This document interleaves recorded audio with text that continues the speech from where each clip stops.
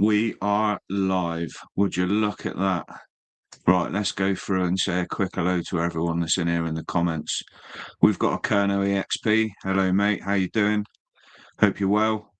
We've got a Crafty Corner with Safe. Hello, welcome in. Hope you're well. Angry Duck Automotive. We have got 2K Abandoned Places, 2K Exploring with Chelsea. Absolute legends, all of you.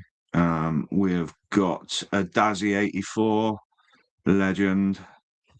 We have got a Captain Cornish Adventures.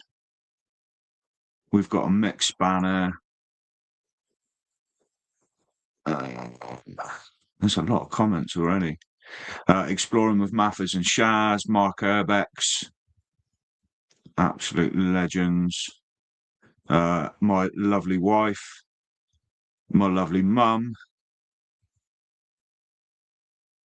And I think DRS Exploring, welcome in, Dan. And I think we're almost at the bottom. Maria, welcome in, Maria. Yeah, we're about there. So it's another instalment of the weekly live podcast this evening. And we've got a pretty special one this evening. We have got a guy that's paved the way for a lot of urbexers. He's been around a long time, doing it for a long time. He's very well known. I've been lucky enough to meet him and go on and explore with him before, which was amazing. Really enjoyed it. So we're going to bring him in a second. He's backstage. We can say hello. I've got a load of fresh questions for him for this evening. Obviously, the link to his channel is pinned in the chat at the moment, and there's already a link in the description for his channel as well. There will be more links added at the end. We'll go through and see what Matt wants to plug, what channels and stuff, and what social medias, but we'll go through all that at the end. There will be a section at the end as well where anyone in chat can go through and ask any questions they want as well. So yeah, looking forward to it. Right, let's bring him in, the man himself. All right. How are you doing? Yeah, I'm good, thank you, Matt. And you? Yeah, very good, thanks. Cool. So for anyone that doesn't know, this is the secret vault. Normally, what I've done on the past podcasts is I've just basically said, here's so-and-so, introduce yourself. But I thought I'd do it a little bit different today. I thought I'd do a bit of research and then give you like a little bit of an introduction, which is a new thing that I'm going to start trialing. So we'll see how it goes. So we have got Matthew Williams here, aka The Secret Vault. His channel has got over 70,000 subscribers. He's got over 2,000 videos. He's on YouTube, Instagram, Facebook, TikTok. He's an urban explorer, paranormal investigator, conspiracy theorist. He looks into UFOs, fringe theories, and unexplained phenomenons. He was the founder of Truth Seekers Review magazine. He was the writer, editor, investigator. That was a big magazine in the 90s. And yeah, he's his most viewed video, which is the Red Door under Rudlow Manor, is at 232,000 views, which is insane. Very, very cool. So yeah, anyone that doesn't know, this is Matthew Williams. Welcome in, mate. Very much. Nice introduction. Yeah. I thought I'd try it and see how it goes. Yeah, I think one of my biggest videos is actually Drake Close. It's got 800,000 views. Is it? Yeah, so I missed that one. Yeah, that one is particularly special. Yeah. Oh, I'll definitely have to watch that then. Yeah, it's a long one, something like 2.5 hours, I think. Blimey, yeah. So obviously, Matt is dabbled in lots of different areas, as what I've just mentioned a minute ago, and also crop circles as well was another one. But we're mainly basing on the Urbex tonight, unless there's anything else, obviously, at the end that Matt wants to cover himself, or there's any questions that you want to ask. If he wants to answer them, then we can go from there. But I'll cover myself, but not in baby oil. Yeah, I will load up some questions now, and we can get at it. Here we go. So it's normally in five topics, and there's normally 5 questions in each topic, which is a total of 30 questions. So the first category is background and origin, and how did the secret vault first come about? Right. Well, the name The Secret Vault comes from the magazine I used to do, which was the Truth Seekers Review. Yeah. And then to follow on from that, if you notice, the titles say Truth Seekers, and then it says The Secret Vault. So it's kind of like just saying it's a follow on from the magazine, which was it's quite an effort to actually publish, something and get it printed and sent out to people. And I mean, YouTube is a boon, really, because I think instead of actually trying to tell somebody about something, you can actually show them it, and walk them around it and sort of like go into things that way. So I've always had an interest in sort of exploring abandoned places ever since being a kid, really. I'm a nosy bugger. And I'd always be like, jumping over fences, getting in places, and getting into old abandoned schools and climbing up scaffolding and getting on the roofs of places and then finding a way in through a roof and then dropping down inside a building. So, I mean, I've been doing that since a kid, really. So I just realized when I saw other people doing it on YouTube, sort of taking you on these little tours of places, I thought, well, that's just right up my street. I mean, I like doing stuff like that anyway, but I've just never filmed it properly. And now I've got an opportunity because, I mean, I've got a lot of footage in my archive, a lot of which I haven't edited, sort of videos that kind of I could have done a lot more with at the time, but there would never have been an outlet for it because, YouTube coming along is the perfect outlet for it. So I mean, it's one thing to have loads of, but who's going to watch your sort of like home movies of wandering around places and doing things? So I wish I had recorded more now in the past, but I'm going to bring out more of those videos, I think, at some point. But Yeah, definitely. Oh, brilliant. Question 2: what was your very first urbex exploration, and what hooked you? First urbex of all, I suppose, like being a kid, we went so far into a mine in the Rhondda Valleys and got scared and came back out. So that was quite young. God, I mean, urbex, I used to walk the hills. We got mountains and hills, and I would see how far I could walk in a day. And then before it got dark and have to get back, sort of thing. So I'd sort of like try that mountain and go over to somewhere, and then I'd try that mountain and go over, and it would just be like sort of spreading out in different directions, so like, how far can you get and come back? And on a bicycle, like trying to ride as far as you can on a bike and explore things. So I mean, I guess a lot of people are kind of like that. They like to explore, but it's kind of your means, really, and sort of being an adult and having a car. I think a car makes a big difference if you're trying to do this sort of stuff, really. It does, yeah. It makes a hell of a difference, yeah.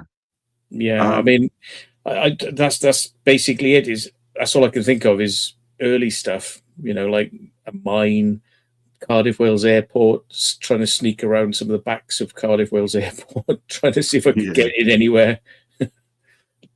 Yeah, so for anyone that doesn't know, you're from Wales originally, but you've done a lot all over the place, but quite heavily in Wales and sort of Bristol areas. You've tend to cover a lot, so which is very cool. Question 3: was there a defining moment where this shifted from a hobby to a serious pursuit? I suppose. I mean, I was doing the crop circles. I mean, I was actually making crop circles, and I was droning all of the crop circles, every single crop circle. And I mean, prior to doing the drones, I actually got my pilot's license, so I could fly all around the country to these far off crop circles and film them from the air and take photos of them. And I was putting these up online, and they were getting some views, but not a hell of a lot, to be honest. And I just thought, I need to take this drone stuff I'm doing and couple it with explores I'm doing, and it'd probably look quite good then. So, that would be something that people would want to see. Yeah. Because am I right in thinking as well, you created a 5-pointed star, which someone told you that you couldn't be done. There was a guy who called himself a professor. He wasn't a professor. Yeah. Michael Glickman, his name was, and he said that it would be impossible for some unknown reason to do a 5-pointed star. Yeah. I don't know why, because I mean, if you subdivide 360 degrees by 5, then that's not hard to work out, is it? But apparently, according to Glickman, that was impossible to do. But he was a funny old sort, and he had some very strange ideas. But I thought, well, it would be a very good way of showing that, well, if humans can do this, then you're going to have to revise your ideas, aren't you? So I went out and did that circle, sent the design in to somebody in advance and said, look, you can be the sort of repositor of the fact that I've said that we're going to do this in advance, but keep it quiet, because we'd like this guy to actually come out and say what he thinks about it, and whether or not people could have done it, and then it can be revealed. But unfortunately, people had other plans, and they revealed it to this professor guy, who's not really a professor. They revealed it to him, and he went to the police and said, I've got information that Matthew Williams made this crop circle. So I had this 15 police officers turn up at my house and, turn my house over. And then I admitted to it straight away, actually. So there was no real reason to kind of, go and turn the house over. But, police being police, is they creatures of habit. They took all my computers and files and drawings of crop circles, but they never asked me about have you made any other crop circles? They just, they took all that stuff, but they were happy that I'd admitted, and I said straight away, at the front door, they said, so have you made this crop circle? I went, and I thought, you bastards, because of course, running around in the back of my head, I'm thinking, these people have ratted me out. They're meant to be keeping this secret, and I was kind of angry, and I thought, well, if I say no, there won't be any proof that I've made it per se. They can't actually prove I've made it, apart from the fact that, well, actually I did send the diagram in, and I thought, well, sod it, I'm just going to say I made it, come clean on it, and and let them face, well, I'll have to face the music, but they'll have to face the music as well, because it's kind of like, if this can't be made, if I've, pointed star, that's going to be awkward for Mr. Glickman. Yeah, definitely. But, how do we get on to that point? Sorry, what was the question again? I've gone off tangent. It was there a defining moment where oh no, it was the next one, question 4. What draws you personally? Oh no, it was question 3. Was there a defining moment where this shifted from a hobby to a serious pursuit? Yeah, I've gone way into the crop circle stuff. I shouldn't have done, probably, because it's a minefield, that one. Yeah, that's absolutely fine, mate. This is to plug you and your channel, and to give people chance to find out stuff that they might not already know. So if it goes on a bit, it's absolutely fine with me, mate. So just to say as well, before people get in too far with that idea of me making crop circles, I do believe in paranormal stuff happening in the man-made crop circles. We may get back to that later on or not.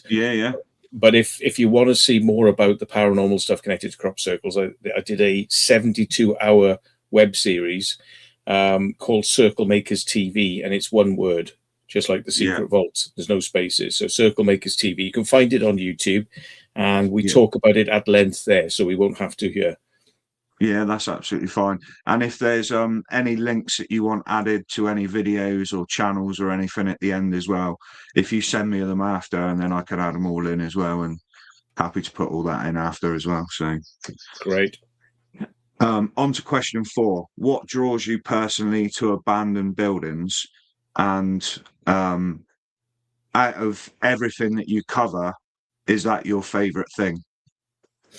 Yeah, we do delve into other things like UFOs on the channel sometimes, and yeah, abandoned buildings, particularly big old abandoned buildings. They've got a kind of a history to them, and that are sort of lying in a state of disrepair. I kind of like the look.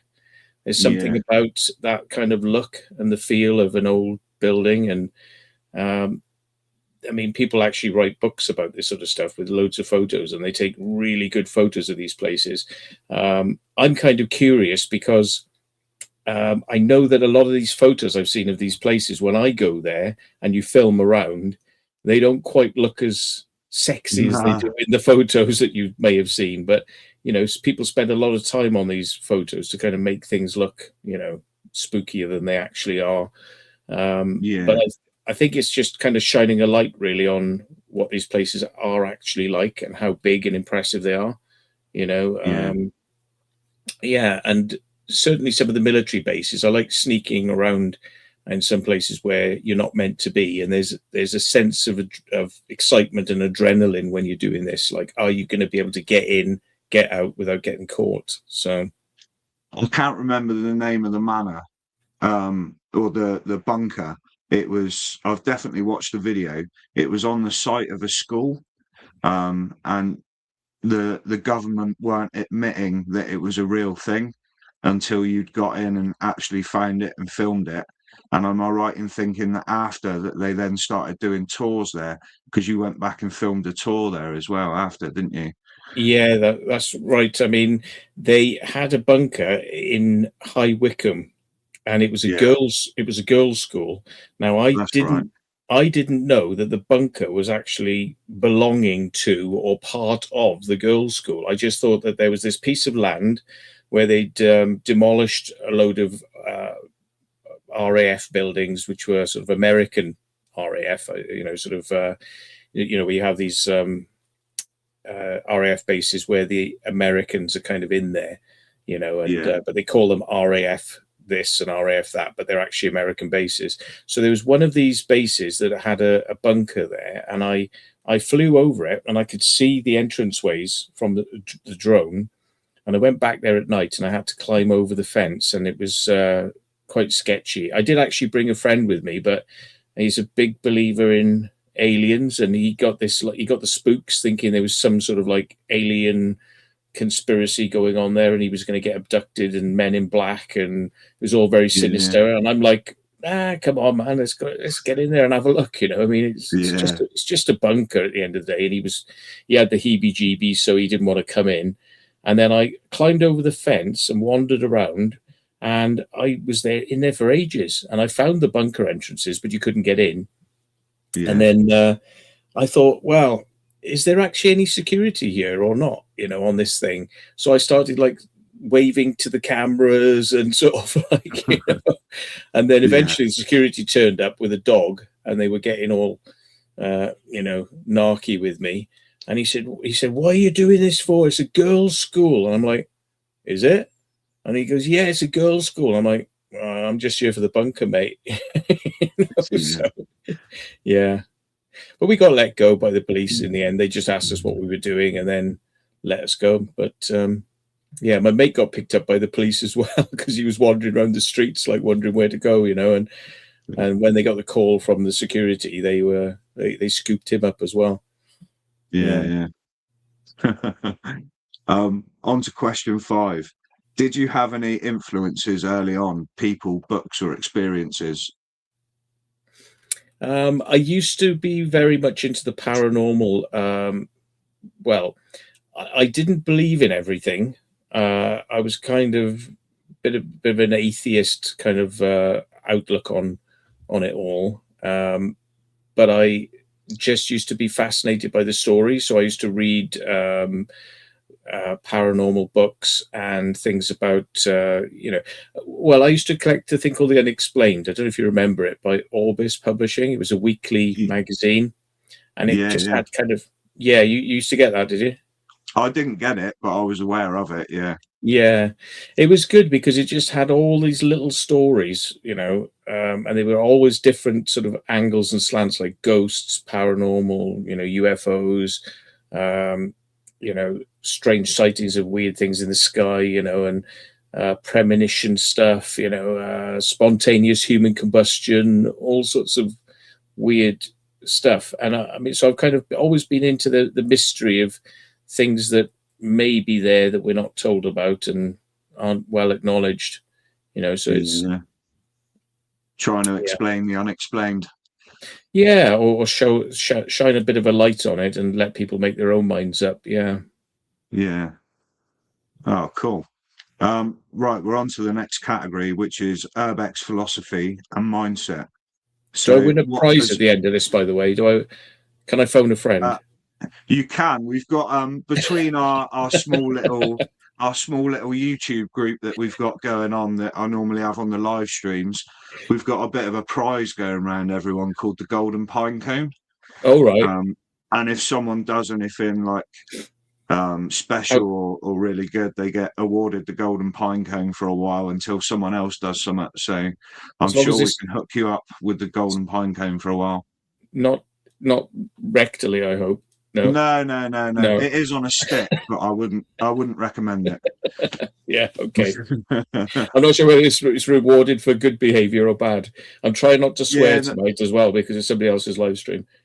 no, you're absolutely fine. It does come out. I do occasionally. I try to keep it as minimal as possible, but I do occasionally swear. So if it comes out, it's absolutely fine. So yeah, so we're on to the next category, which is Urbex philosophy and mindset. So what does urban exploration mean to you?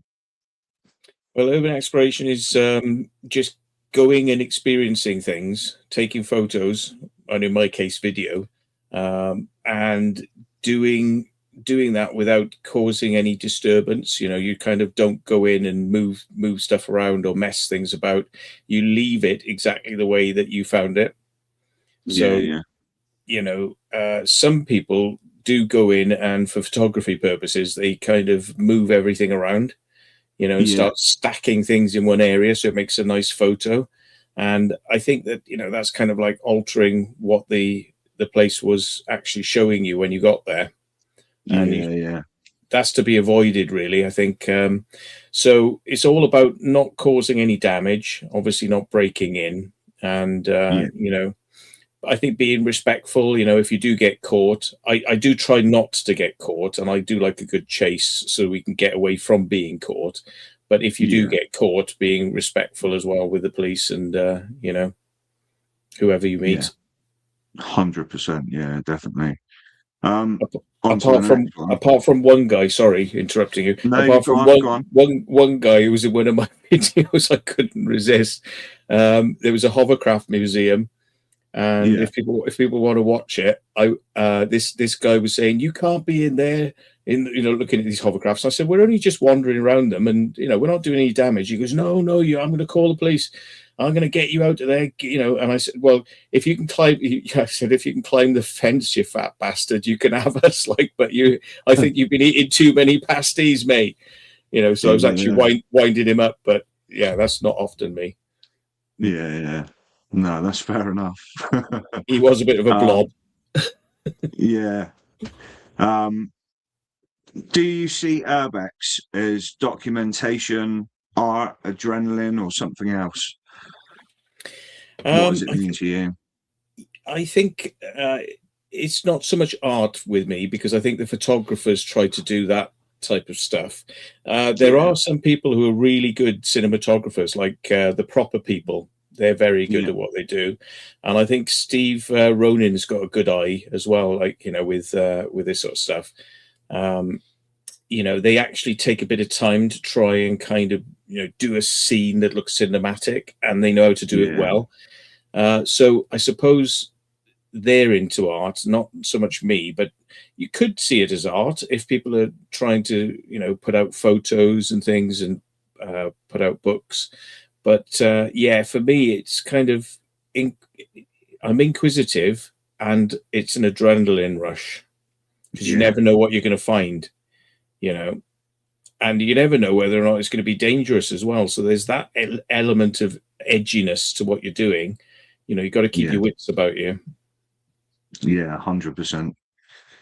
How do you decide which locations are worth exploring?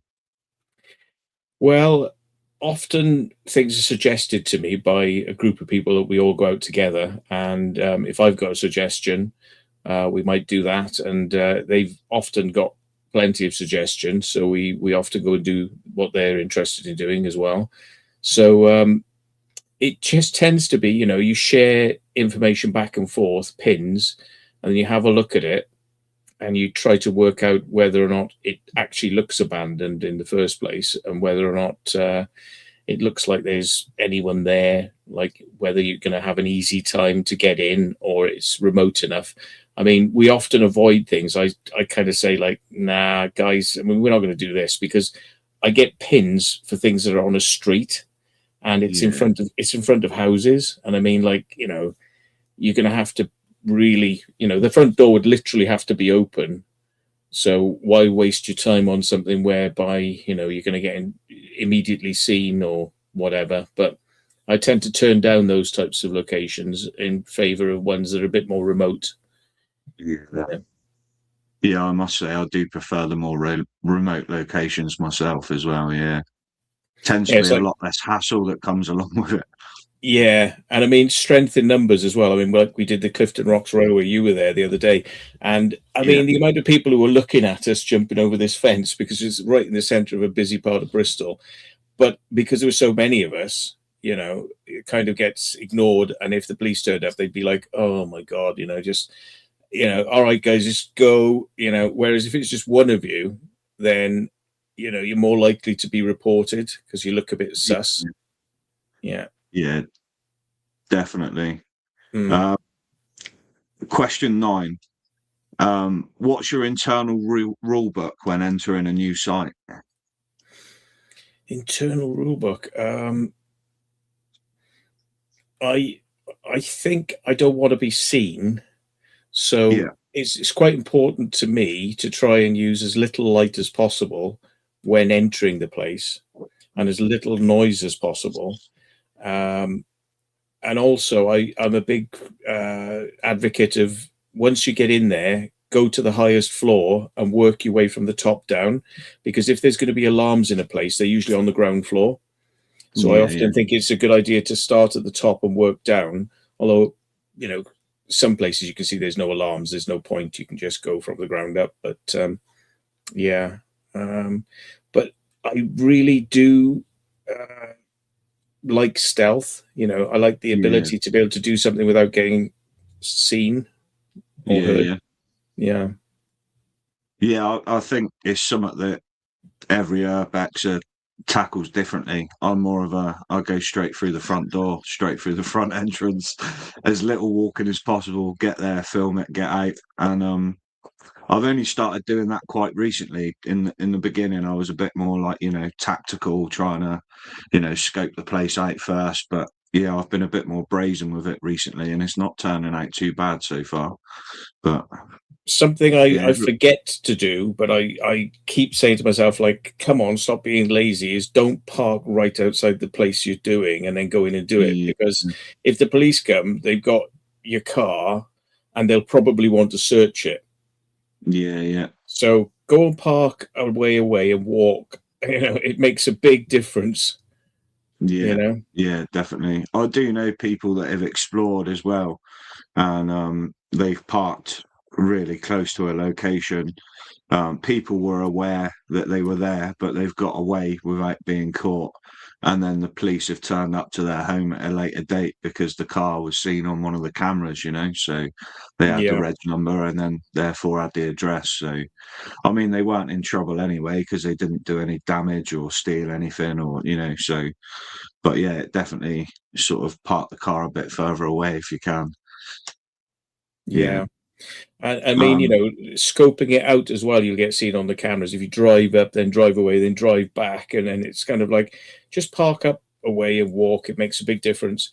I mean, we used to walk long distances when we made crop circles, because if you park your car anywhere near that field, you know, you're going to be, somebody's going to spot you. Yeah. On to question 10.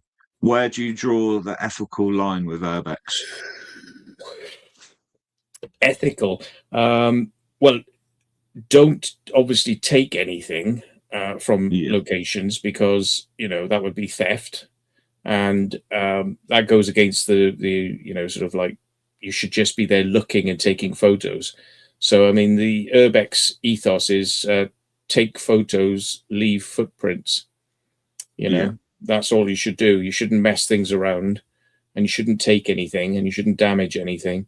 So ethics wise, there's a lot of TikTokers at the moment. You've probably seen some of them, kids, and they literally film themselves ripping the doors off buildings and going in and exploring. I mean, like, I can't believe these kids would be so stupid not to think that they're gonna, if they work out who these kids are, they're going to get a knock on the door. They're probably going to get arrested for criminal damage because they filmed themselves doing criminal damage.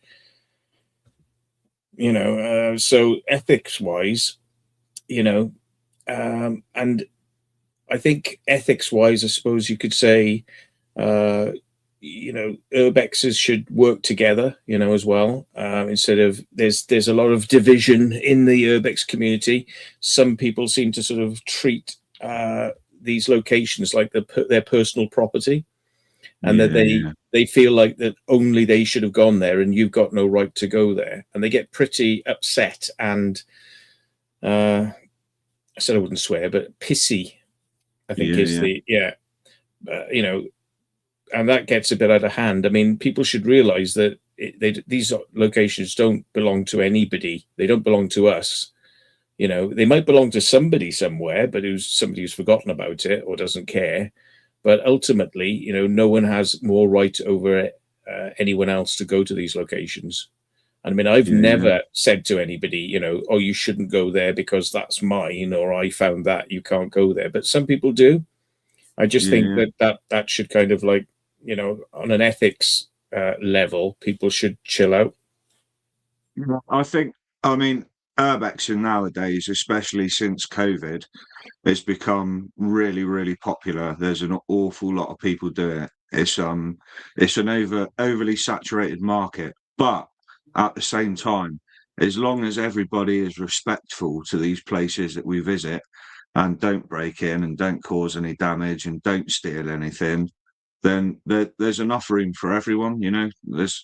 It's like the Eiffel Tower. There's no limit on how many people can go and see it. Just because this building's abandoned, it doesn't mean people shouldn't be able to see it. It's just, as long as you respect it, and like you say, this shouldn't be a problem that anyone can go and see it.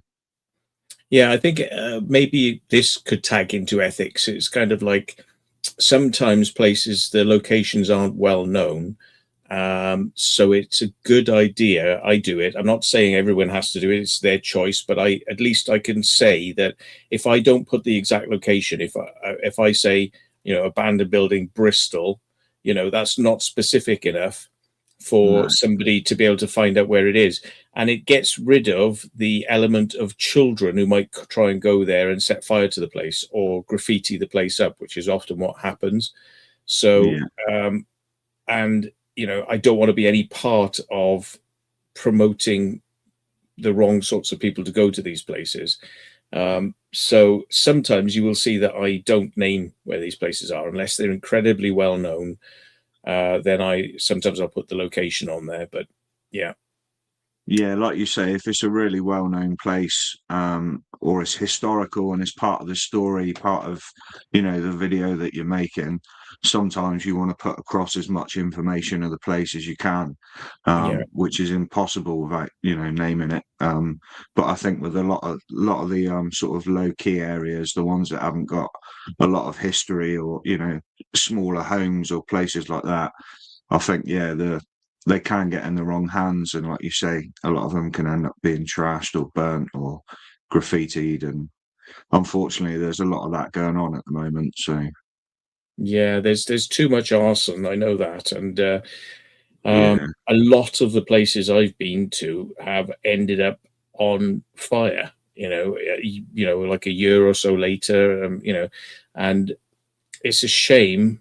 I just hope that it wasn't because people watched our videos, and decided to go and find out where these places are. Yeah. Yeah, but I thought about that myself because me and Captain Cornish have had it where we've been to a location.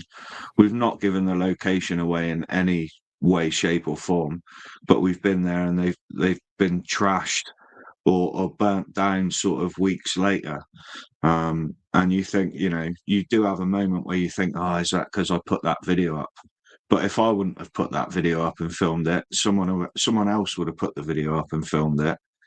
And they might not have been as careful about the location anyway. So they're probably end up with all being found eventually. There's so many people doing it and so many people sharing pins. A lot of people don't want to do the research. They think it's easier just to pin swap, and then they get swapped and swapped and swapped, and then thousands upon thousands of people know where they are. Yeah. There was a place in Bristol. It was a care home. Now, the reason I didn't put the location out initially is because it was in good condition. Yeah. Subsequently, I was told it had been trashed. I went back there, and the place had been smashed to smithereens. I mean, it was amazing, like how much damage had been done. But I knew that place was going to be demolished anyway. That was definitely going to be demolished and put. It's going to be made into houses, basically. So it's sad to see that that had happened. But then when I published my return to, I did put the name on, because by that point it's kind of like, well, it's kind of screwed now anyway. So it's going to be gone anyway. Yeah. On to the next category now, which is experiences and stories. So what's the most surreal or unforgettable place you've ever explored? I think the caves are up there. I like caves. They're quite bizarre places. They're not what you're normally used to, and there's a sensation of danger. When you're there, because you're thinking like anything could happen. It could, like, we could end up getting trapped in here or something like that. And that's always in the back of your mind. It's probably an irrational thing, really, because these caves have been there a long time. Mines. So why would they just happen to kind of collapse and trap you in there when it hasn't happened in the last couple of 100 years? So, but there's still that kind of thought in the back of my mind. What was the question again? Sorry, I was starting to drift off. No, that's all right. What's the most surreal or unforgettable place you've explored? That's right. Yeah, mines. And then I think the Solent forts are quite good as well, where we got the boat and we went across to those. And two of them have been these little forts in the sea between Portsmouth and the Isle of Wight. So two of them have been turned into hotels, and the third one was kind of an original condition. And I've seen a few of those. We've seen some in West Wales as well. Gone over to those, and it's kind of interesting because they're remote and not many people have been to them. It's like they're hard to get to, so they're kind of more exclusive. And I think that gives you a buzz, the fact that you've done something that's a real challenge, that required extra equipment, extra effort to get to it, and you managed to pull it off. Yeah, because there is a lot of thought, especially when you're going out onto water as well. Because me and Captain recently done a Portland trip, and we really wanted to go across to the Breakwater Fort at Portland, but we got there and you couldn't see 6 foot in front of you because the fog was so heavy, and the wind was absolutely ripping, and the waves, even in the harbour, it was like today is not a day to try and go across there on an inflatable dinghy. Well, people who don't know, if they're thinking about doing anything with water, wind equals waves. So if it's a windy day, you ain't going to be able to do it because the waves are going to be crazy and you'll probably die. So pick a day when it's very, very calm wind, and you'll find that the sea is flat. There aren't waves. So that's your ticket, really, for that. Thank you very much for the super sticker, Chelsea. Much love. On to the next question as well. Have you ever had a moment where you genuinely felt unsafe? Um,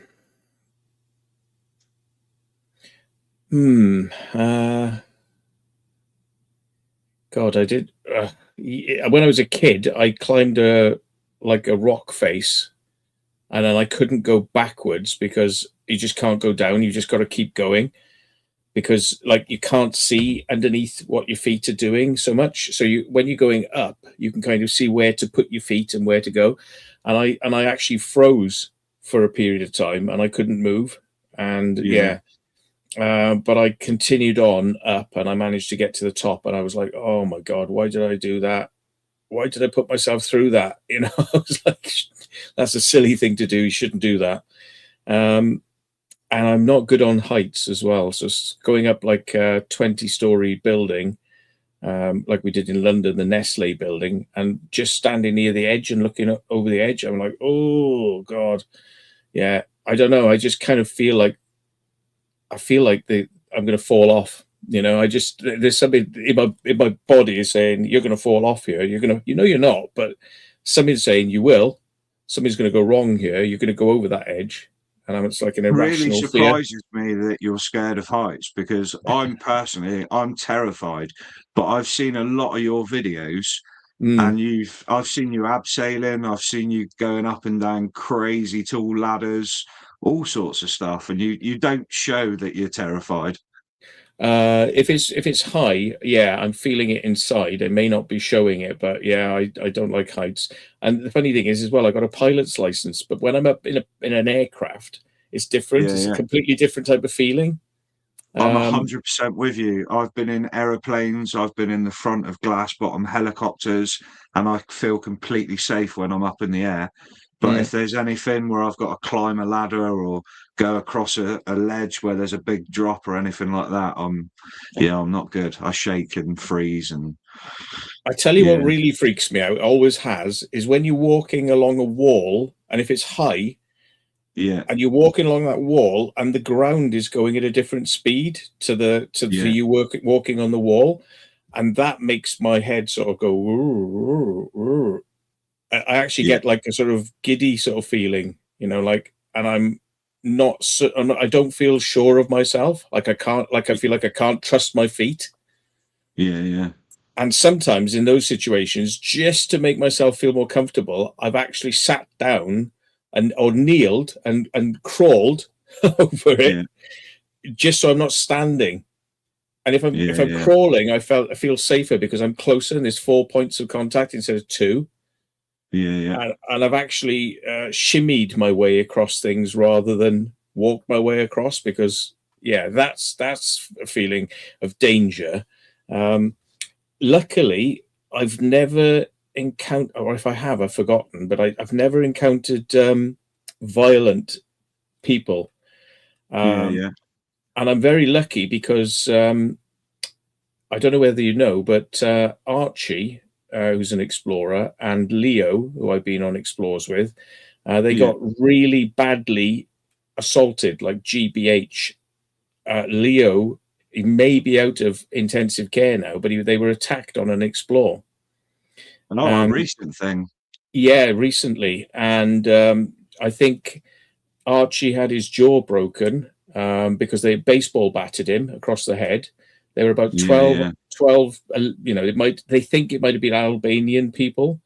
And they went to this warehouse to go and see if they could get in. And these people turned up, and they had baseball bats and hooks, you know, like hooks.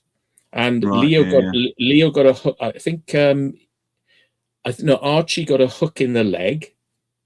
Jesus. And they broke his jaw and knocked him out. And Leo had multiple fractures in his skull. So they're lucky to be alive, really, because these people meant business. So there are some locations where, you know, you should take care because, you know, there's obviously criminal elements of using some abandoned buildings for grow rooms. So just be aware of that. I've come across a few grow rooms in my time, active grow rooms. I've just walked away from them. One way you went under, it was under Bristol. in a very old street. Was it an old Victorian underground street? You had to go through a drain cover, Yeah. And there was some plasterboard, and it was all lit up the other side. Yeah, that one is one rare one that I've actually published. I've actually encountered a few grow rooms where I've just backed away and walked off, and I've not published the thing because, I mean, don't want to get involved in it, really, you know. Yeah, I think I remember on that one you'd said that on the video you said that you'd left it a good year or so at least before you released the video to give the people chance to do, you know, what they were doing to get rid of it or it whatever. wasn't a year, but yeah, I think they probably knew we'd been in there, so they probably would have moved their stuff. But I gave them a couple of months, before I published. Yeah. And I can totally vouch on what you mean as well, because I recently have explored a property that I didn't realize it when I went in, found out that it was linked to lots of crime. Thought, oh, that will make a good video with the story and everything. Just posted everything about it. The video went up, nothing was said for a week, but then friends of mine that were linked to the video, them and other family members started getting threats and stuff. So I had to take the video down, unfortunately. So Oh dear. it wasn't even anything that was aimed at me. It was all, no one contacted me about it. They contacted others about it. And I just couldn't have that on my shoulders, knowing that something could happen to them because of my video. So it instantly got taken down. So normally if people, because I've had it before where I've done like the old snooker club in Plymouth, and there was someone contacted me after that saying you need to take the video down.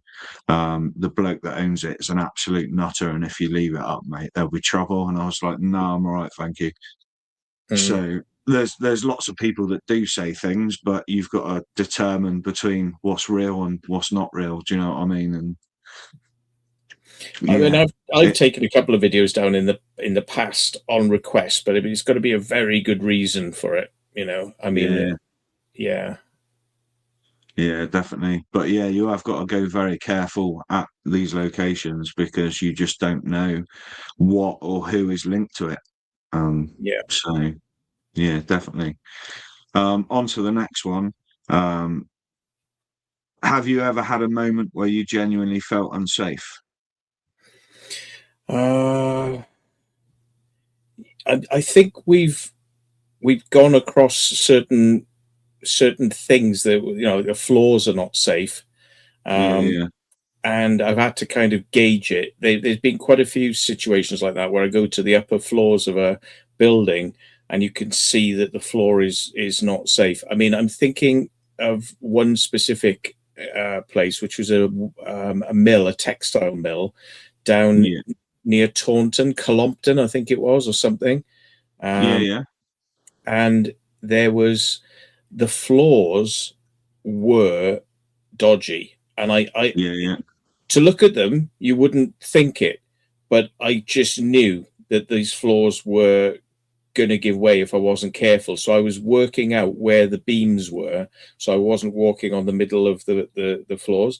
And as you get further into the room, then you start to see just how dodgy the floors are, you know. So you're like, well, I'm halfway now, but I'm going to kind of see how far I can get. And I'm thinking, well, you're taking a real chance here, but then again, I'm trying to weighing it up, saying, well, there's a lot of equipment here. The mill equipment is here, and that hasn't fallen through. So, you know, anyway, I had a heightened sense of, you know, danger doing that.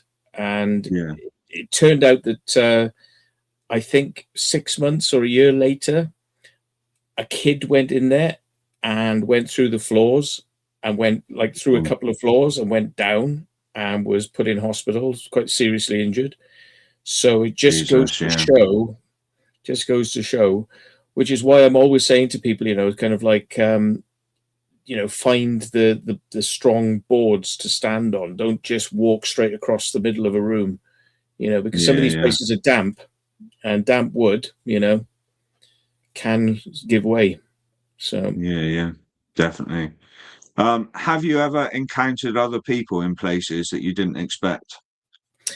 Yes. Mike just pointed out it's Tonedale Mill. That's the correct name. Yeah, that's right. Yes, yeah, I know the mill you're on about. I've been to that one. It's a really interesting place, but very dangerous in some of those floors. So yeah. Have Yeah, I met any unusual people? Well, I was in Croydon in the old university building, and we just were walking along, and I opened a door, and sitting in the room was this girl with a candle and a sleeping bag. So I've obviously just stumbled across a homeless person's kind of like squat, yeah, so yeah, you don't expect to see people like that. And yeah, um, there was a place we went to near Shrewsbury. I'd seen photos of it, looked really cool. So people had obviously been there before. So I thought, well, if you go there, it's an old location, it'd be fine. And I was wandering around, just cocky as anything, just like, went up the steps and got to another floor, and I was commenting. And all of a sudden, the door just flies open, and there's a bloke standing there with a torch. And I'm like, whoa. So I'm like, all right, mate. And I just went, shit, ran, got the hell out of there. But, I wasn't expecting anyone to be living in there. And the thing is, it looked when I looked through that door, I can remember, and I think you see it on the video as well, it looked like yeah, brick wall. And I think he had things hanging up on wire, like to dry. So was he squatting the place? I don't know. I mean, yeah. was part of this place like being used like as a grow room or something? You just don't know what you're stumbling into, really. No, no, definitely not. So, I Um, mean, there's a lot of places where I've bumped into people, where I wasn't expecting to be. Yeah. yeah. What's one place that didn't live up to your expectations? Oh, there's loads. Uh, I mean, you could talk about it. I went to see the pyramids once, which is supposed to be the seven wonders of the world.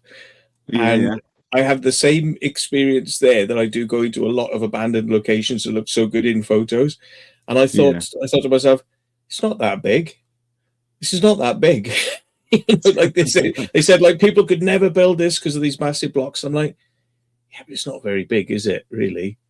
But so I do tend to have that kind of always with me. Is like, I'm going to go to this location. I'm hoping it's going to be really cool, but they're never quite as cool as I saw in other people's photos when I get there. yeah, And I kind of, there's an element to me likes the fact that I'm showing you how it really is rather than yeah, the perceived how it is, because a lot of people edit their videos as well. This is the big thing I go for is don't cut the video down so it's just the best shots in the best rooms and the best angles, and because you could really make a punchy video, and I could do it that way like some people do, yeah, and I find it disjointed because you're at point A, then you're at point E, then you're at point L, then you're at point Z.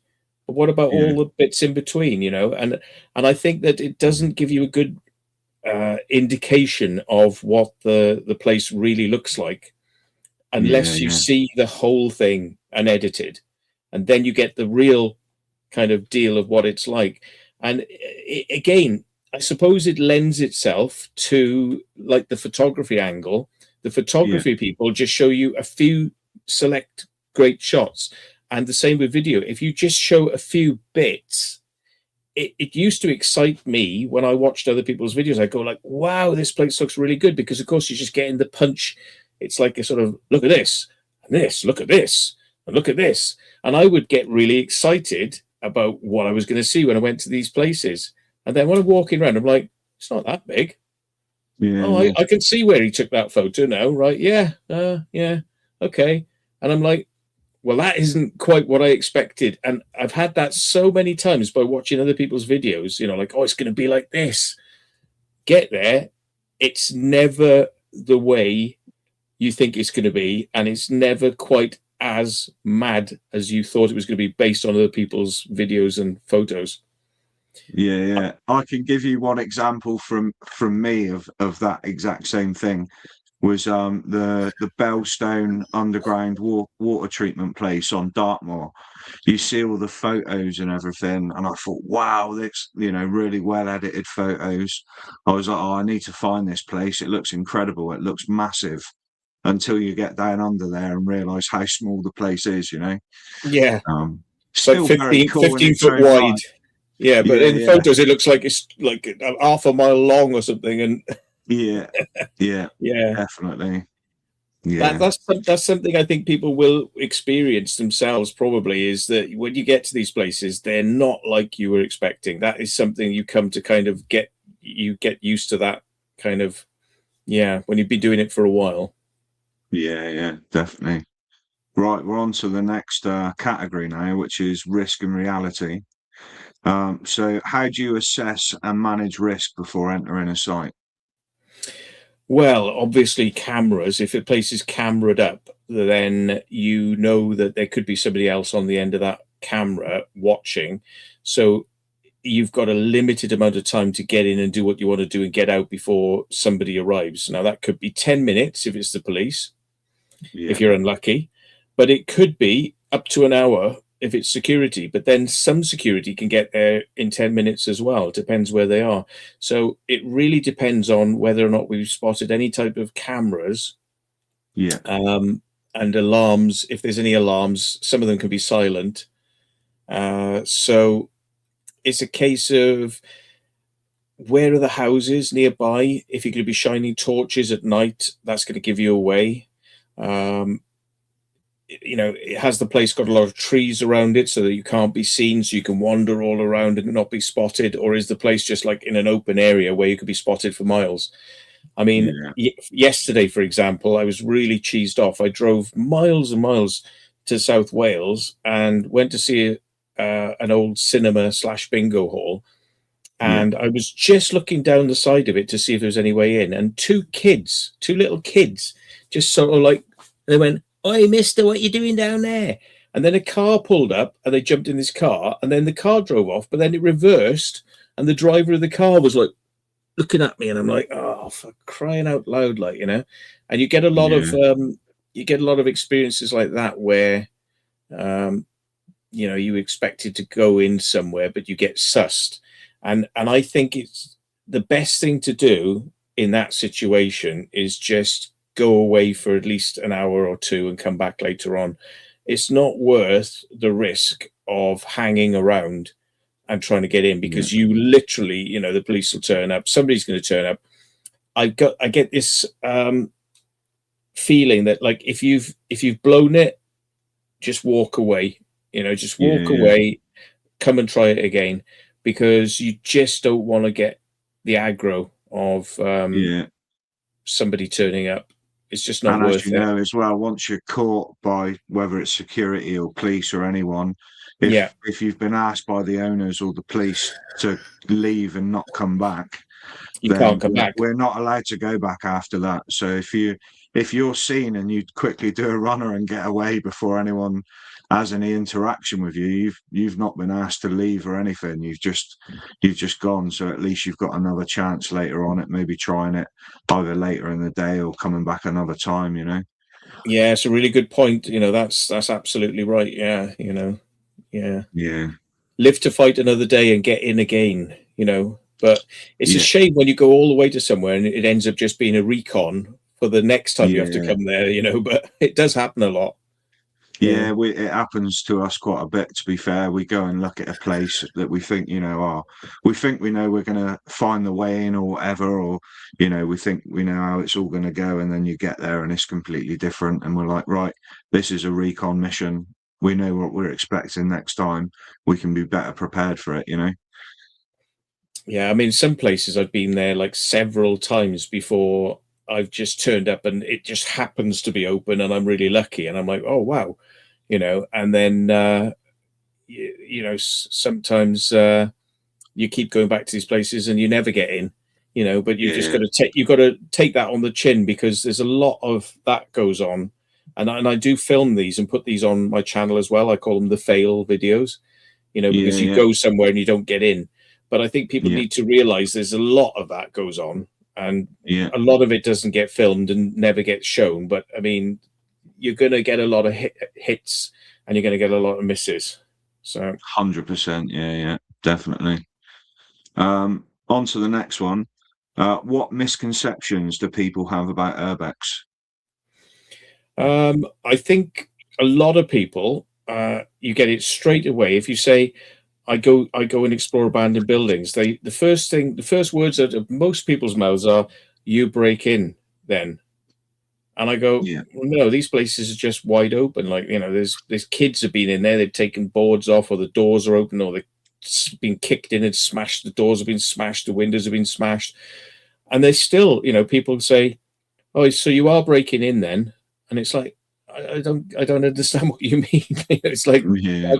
you can't break into something that's already been broken into. It's kind of like, so that's one of the most common misperceptions I find. There's some people think that urbexers are doing it because they're stealing, that they're going in these places to steal stuff. And I mean, to be perfectly honest, I mean, if you see the places we go, I mean, like damp electronics and like, who would want any of that stuff? It's not going to be of use to anybody. But I mean, yeah, some people think that there's some sort of element like that to it. But I mean, yeah, I'm not. I got enough crap in my house. I don't need any more. Yeah, exactly. Stuff to fill it up. Thank you very much. Yeah. Yeah, no, definitely. What are the real dangers people don't talk about enough? The dangers, well, the danger of you ending up injured, because climbing is dangerous. Some people are not very good at it. And, Me. well, yeah, I mean, I'm not saying you're terrible. I know you can't climb at the moment because of your sort of hernia. I thought I better not say his health condition because maybe people don't know, but if your people know that you've got that, yeah, I've got a torn hernia. Most people know about it. Oh, that's okay then. I thought I better not sort of like blurt out he's got a hernia. And he's like, oh God, what's he told everybody? No, it's absolutely fine, mate. That's all right. I mean, he has got, one of the side effects of a hernia is you get like, 3-foot basketball-sized testicles. So, yeah. Yeah.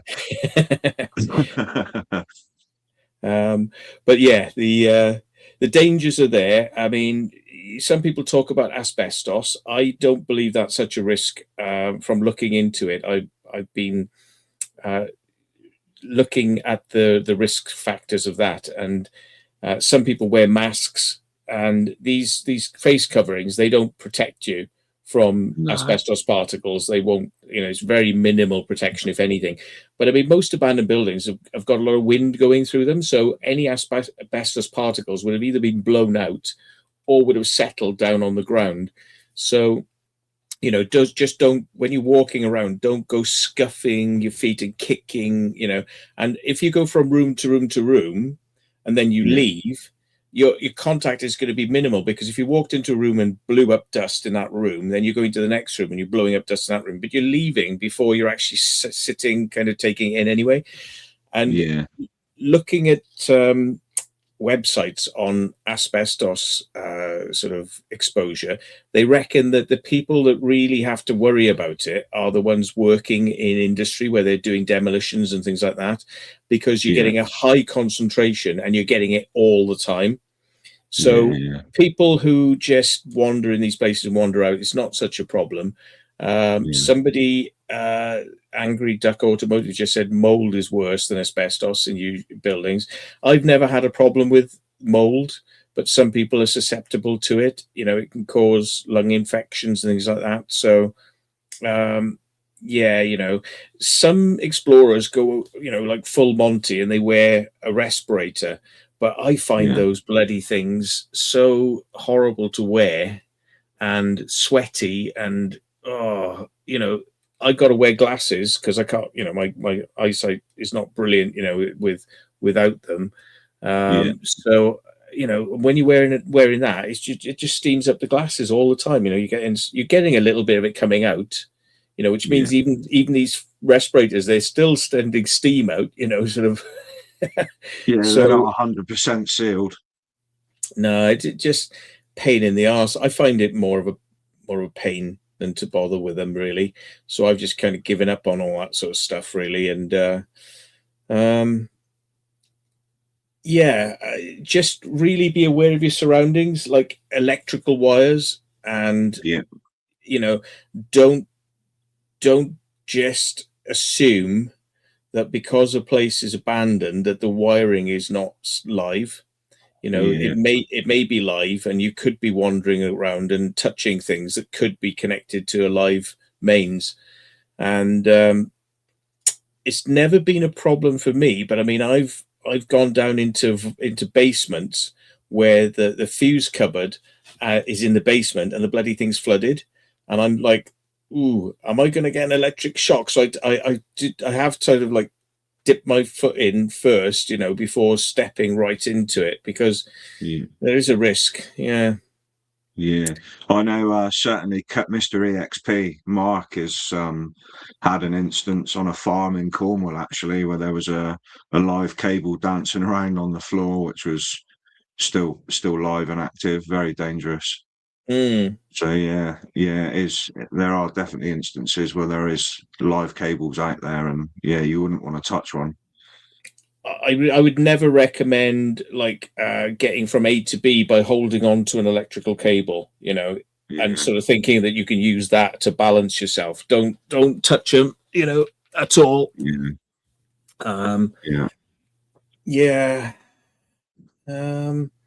I don't go messing around with bottles of chemicals in places as well.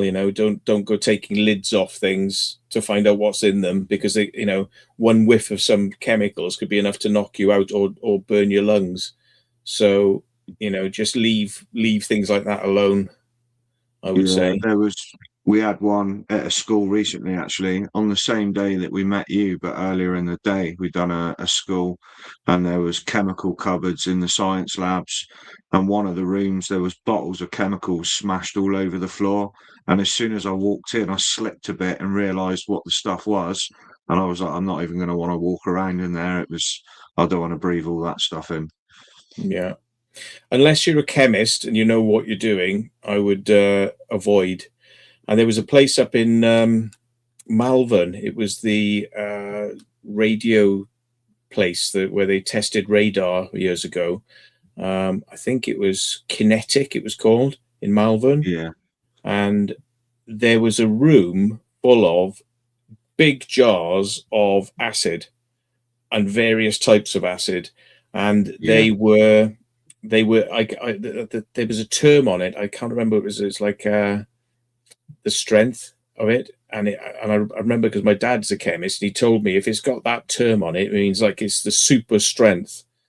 And and there were kids going in and out of the buildings all day long, like we were. And the fire brigade turned up because whilst we were there exploring, some kids had tried to set a fire in one of these bloody buildings. So the fire brigade turned up, and I just went up to them and I said, guys, I think I should just let you know that there's a room just down there, and the kids and everyone is coming in here and playing, and it is stocked from floor to ceiling full of bottles of acid. I think you should warn somebody they need to get in here and get this stuff out of here, because it's serious hazard. If a kid thinks like, oh, bottle, look, I'll just smash this. The fumes, if it splashes on anybody, it's going to be like, face disfigurement.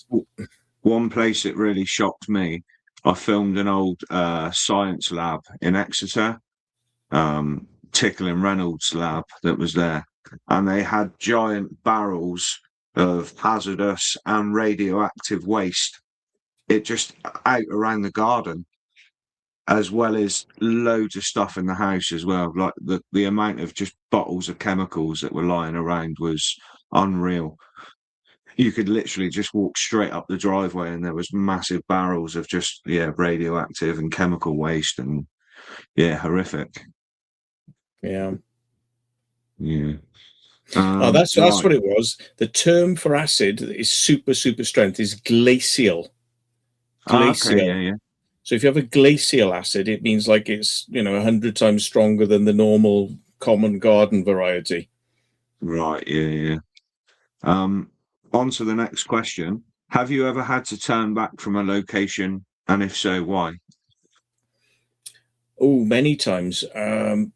Yeah, we've had to, over the years, kind of like abandon something. We've turned up and there's people there. That's a common one.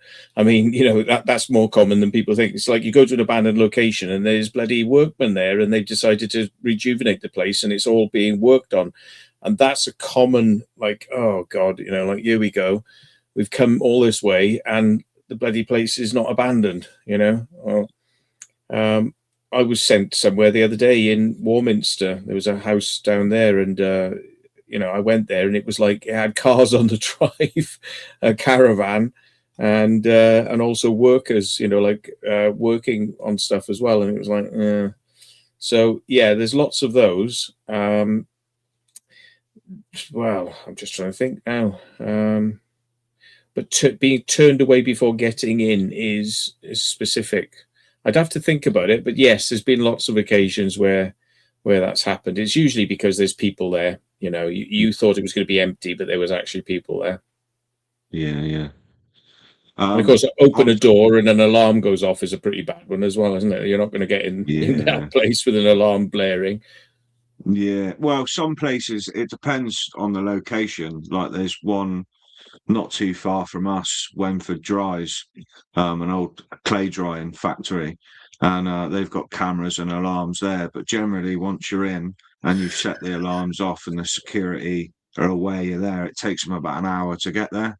So everyone knows, like as rule of thumb, you've got about an hour before you have to get out. So yeah. But yeah, it definitely depends on the location and how close the security companies are and stuff like that. And on to the next one. How do you balance pushing boundaries versus staying safe? Well, some people have said to me about going to visit places down in the London Underground. And I think that being that close to live rails is not something I'm very comfortable with. So I would say that would probably be a no, unless I was with somebody who was highly experienced in it. And even though I've done the abseiling, I mean, I'm not comfortable with it, to be honest. It scares the shit out of me. Mostly, the worst part about that I found is the anticipation of going over the edge. Once you're actually on the wire, it's like, well, I'm here now. It's not so bad, but it's that standing on the edge and having to go over and actually feel the wire. That's the worst bit. It's actually getting over the edge. Once you're over it, it's not so bad, but it's that kind of almost put me off wanting to do it, on a couple of occasions. And I've had to just fight myself and say, look, just get over it. Just don't think about it. Just do it. I know you're feeling like shit right now. I know your heart's like in your mouth, and I know that you really do not feel comfortable about this, but just move your body, just get to that edge, just keep doing it. And then it's like the moment I'm like there, then it's like, that's not too bad, this really, is it? It's like, okay, let's go down now. But it's the anticipation, I think, is worse than the actual doing sometimes. Yeah, definitely. There's a lot of things I wouldn't do. I wouldn't climb out on some sort of like sketchy things unless I was like tied on. I'm not going to do. Some people will climb over like pipes that are thin, and they'll get across a gap and do things like that. And I'm like, ooh, what if that pipe was to go, like, Yeah, definitely. Yeah, I've seen someone climb up an old drain pipe before, and I was like, that looks it was like an old iron one, and I thought, well, I bet the rusted brackets aren't as strong as you think, Yeah, I've done it sometimes, but not to a great extent, not to incredible heights, but within reason. Yeah. Right. Okay. Next On to question. the next category as well. So we're on to content creation and audience. Mm. So how do you capture and tell the story of a place through your content? Oh, I just ramble on, don't I? I've a bloody clue of what else these places are. I do actually go in not really knowing too much about these places anyway. I don't do much research on them. I just literally go there, and somebody might say like, "Oh, it's an old mill," and I go, "Okay, it's a mill." So I go, "Oh, it's a mill, right? Well, obviously this must have been where they did this, and I guess they did this over here. That looks a bit like it's possibly this, and that looks like it's probably that." And I say to people like, "Tell me if I'm wrong, but what do you think? Is that what you think I'm seeing?" But I kind of like to work these things out as I see them, rather than having it all planned in my head as a map and knowing a hell of a lot about it beforehand, or knowing the history, like that in 1828 this place was made by Sir blah blah, and and then it was sold to blah blah blah. I do that when I come home, I kind of after the fact. And if I'm going to put any details on there about that, it's always afterwards. I do it exactly the same way. So like you say, if you find out you're going to a mill, it's whether it's a paper mill or a woolen mill, and then that's all I want to know. I want to go and try and figure it out for myself, and then try and work out what all the bits of machinery were for or whatever, and then actually go home after and research it, and then you can think, oh, that was that, or oh, that wasn't that, that was that instead, so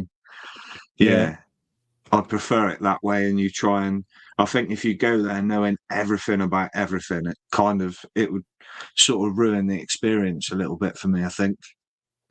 Yeah, it's people not as exciting.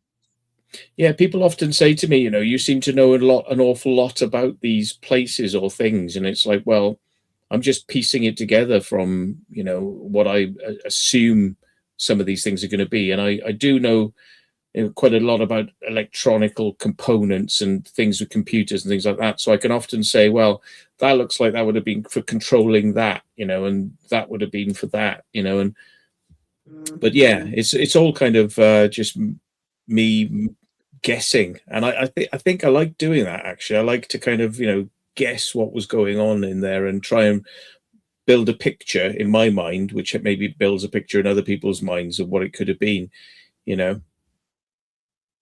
Yeah, definitely. I completely agree with all that. Yeah, brilliant.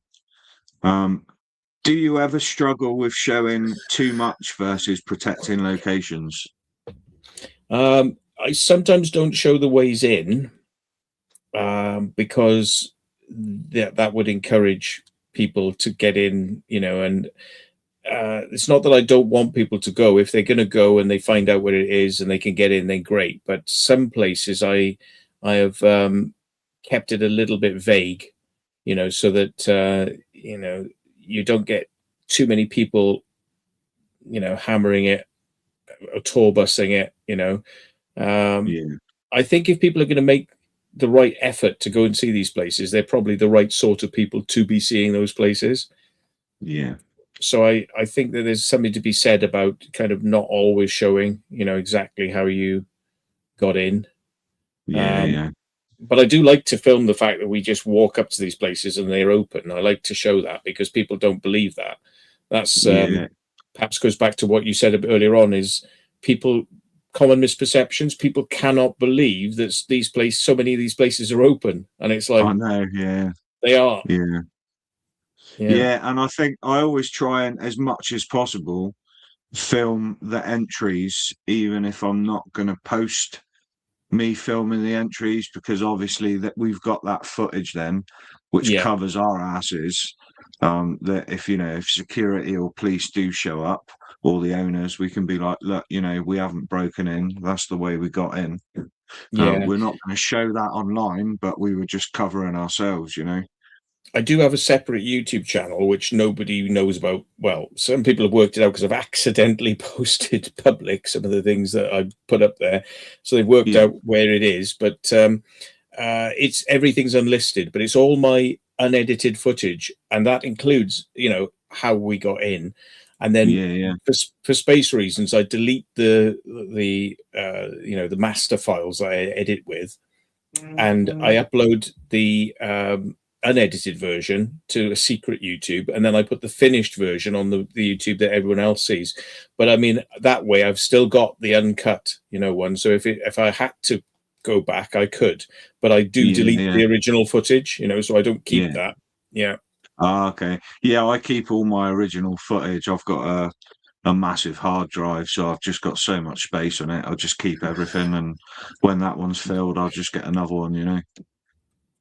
Well, I think if you dub, I call them dubs. If you put them into an editing program and you edit them, you'll find that they're so much smaller. As a master file of the whole lot, it's all in there, but it's a lot smaller. So from a point of view of as a tip to tell everybody, you don't need to keep your original footage. If you do a high quality master, it's still going to be like a third of the size of the massive files that you film with when you're out, because they're usually quite big files. On to the next question. What's been your most unexpected reaction from your audience? Unexpected reaction. Oh God. Well, I suppose if you look through the comments, you do get quite a few weird comments from people. I don't tend to memorize them because they kind of wash over me, and I'm like, okay, whatever. But I mean, I do.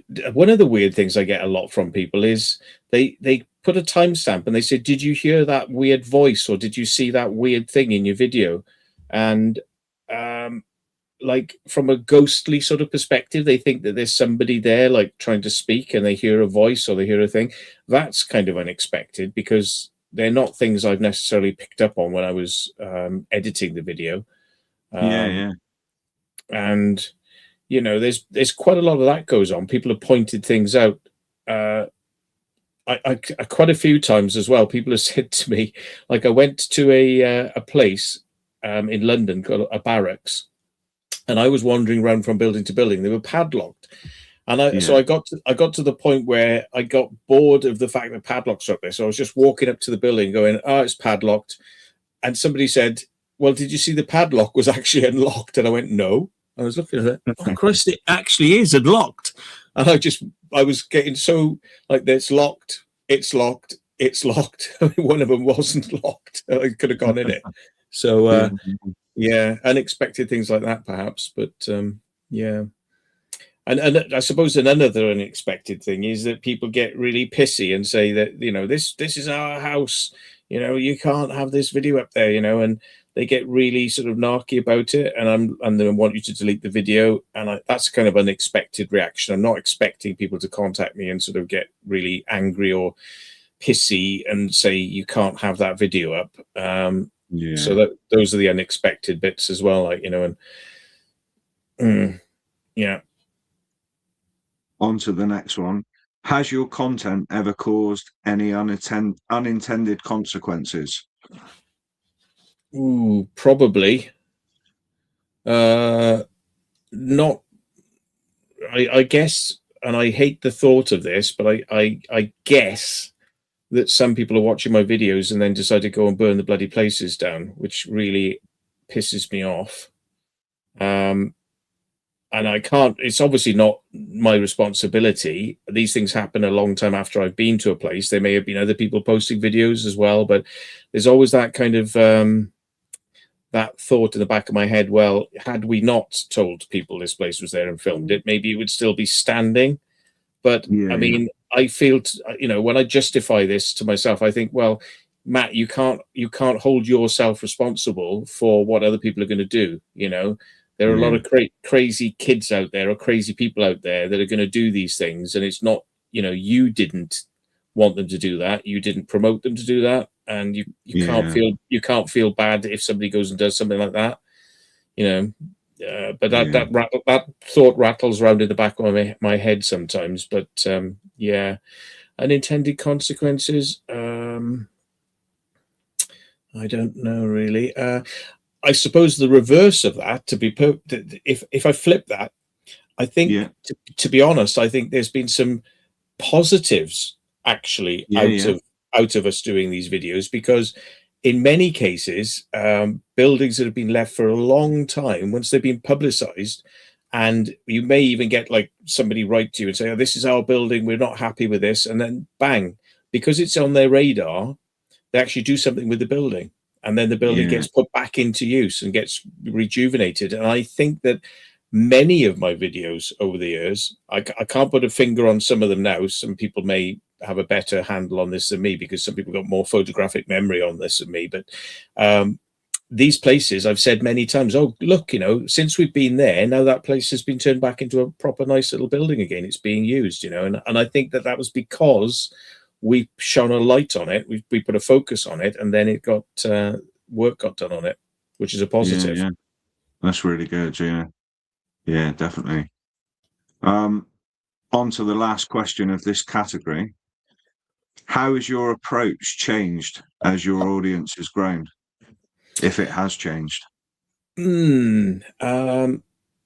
I I've learned to get a thick skin when it comes to dealing with the comments that people write, because you get a real kind of spectrum from people who are sort of like, really great video, through to, you're a wanker, why do you bother? Or ones I see quite a lot is just like somebody just saying like, well, that was crap, and I'm like, Yeah, okay, thanks very much. So I think you kind of learn to kind of ignore that and just carry on with what you're doing. You've got to just yeah, kind of keep focused on what you do and what you're interested in. And if people are along for the ride, great. If they don't want to be part of it and they're negative, that's their problem. Just ignore it. yeah, yeah. I get a lot of hate from people watching the videos and stuff. Similar to most people when they see people's Urbex videos and stuff go up, and I just reply with nice comments and just think, well, even if they don't ever watch another video, they've watched one and they've commented on it, so it's all interaction. So yeah, I Yeah. don't look at it. I don't look at it as a bad thing, and I don't let it bother me at all now as well. I think the thing that you get over time is that you learn to be less scared about going to these places. And a lot of people who are new to this, they feel like that, a lot of the places they visit, they can't go in there. Yeah, That's too much, and they get really spooked, and they think that something's going to happen, something's going to happen, and you learn to kind of get rid of that fear. Um, and I think you have to learn to be a bit more brazen with what you do, and actually yeah, just wander up to these places and have a look, and not care too much. If you're spotted, somebody spots you, just carry on looking, and then get out of there. Do your scan to see if there's anywhere open, and then leave. Just because somebody's seen you, you don't have to immediately go. You use yeah, the yeah, little time you've got to do, the walk the whole thing, then leave. So don't be too quick to kind of run away. You've got to kind of make something out of it, before you leave, because you may be coming back again. So you might as well use that time wisely, and sort of at least see what's there, because you're only going to end up coming back again and then saying, oh, if only I'd gone around the building the first time, I wouldn't have had to have come back the second time to find out it yeah, is yeah, sealed. So yeah, definitely. On to the final category, which is behind the scenes. mhm. So, what goes into planning a typical exploration for you from start to finish? Oh, you mean either, well, trying to get people motivated is the hardest one, because it's really, if you want to go as a group, and I do prefer exploring as a group from a safety point of view, because, if there's a few of you there and one of you gets injured, then there's people there who can help you. Yeah, Um, yeah, and it hasn't happened a lot, but I know that it's a factor, and it makes me feel more comfortable when there's more people there. If you go as a group, you feel more confident, so it's a lot more amped up your emotions, and you're sort of like, sort of keeping on edge when you're on your own. So remind me the question again. I'm going off tangent. Sorry. What goes into planning a typical exploration for you from start to finish? Planning. Yeah. Well, Getting people motivated was the first one. Getting people motivated. Yeah. Planning wise, you've got research to do. So I will either watch other people's videos, or I will have an idea in my head of something I want to do, like a particular type of building or a particular type of thing. And then I start Googling those types of things with the word abandoned, in there, abandoned or closed down or bankrupt. I look for the sort of key words that kind of like let you know that a place is probably standing, abandoned. I mean, some people I know do it by looking for sale stuff, and they look at the more manky ones and they say, oh, that's been abandoned for ages. Look, it's up for sale. And they do it that way. So there's all sorts of things that you can do to kind of find out where places are. A lot of the time as well, I mean, it's trying to work out from looking at somebody else's video. And I'm quite good at this, actually. If I see somebody's video, I can hunt around on the internet and find the location. And I'm usually quite pleased then. I'm like, that wasn't easy to find that based on, the person's video where they weren't trying to tell you where it was.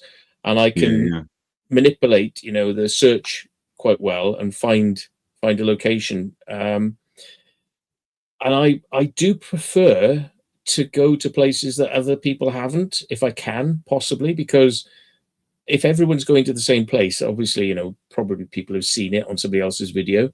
But it's a good feeling when you can go to somewhere where nobody else has been, that you're the first there. And, that makes it quite interesting for people. It's like a new place that hasn't been seen before. So I would look for those sorts of places, really, and, over the years, I've kind of done quite a few places that people haven't been in a wide sense. So, it's nice to be exclusive in that respect. Yeah, definitely. Can I get a quick break? I need to comfort break a second. I shall be back. Give me 2 minutes. I'll be back. Yeah, absolutely fine, mate. Yeah, no worries. All right, cheers. Welcome in to anyone that I've not had a chance to say hello to so far. So I've noticed we've got a Steve in. Welcome in, mate. Welcome in, Maria. Welcome in, Natalie.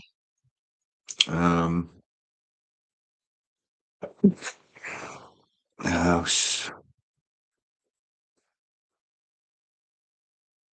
Two Wheel Exploration. Welcome in, Adam, mate. Hope you're well.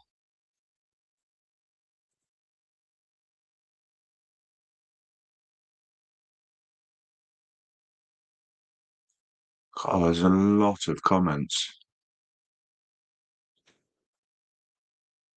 I think I've covered most of you there. Cool. Well, I hope you're all enjoying it so far anyway. I know I am. Hi, 007.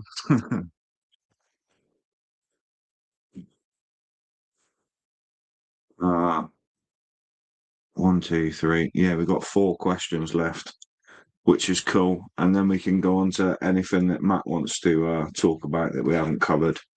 And then we can go on to some questions from you guys in chat after that as well. That feels better. That'd be cool. Cool. I've got kidney stones, and they play absolute hell with me sometimes, and I can only go an hour without having to go to the toilet and have a pee. You see, people on the Explorers, they see me all the time. I'm sort of like, get to an abandoned building, and the first thing I do is like, I don't look for a toilet. Yeah, I'm like, But with me, it's not just like I want to go. It's like I'm pretty much in agony. Yeah, I try not to show it, but like if the hidden bits, if you could see my videos of the bit where I cut is where I'm going like da da da da da da da, because I'm in agony. Don't put those bits in. But that's what, when I cut, yeah, I'm not having a good time. Yeah. Question 27. What gear or tools are absolutely essential for you? What kit are you using?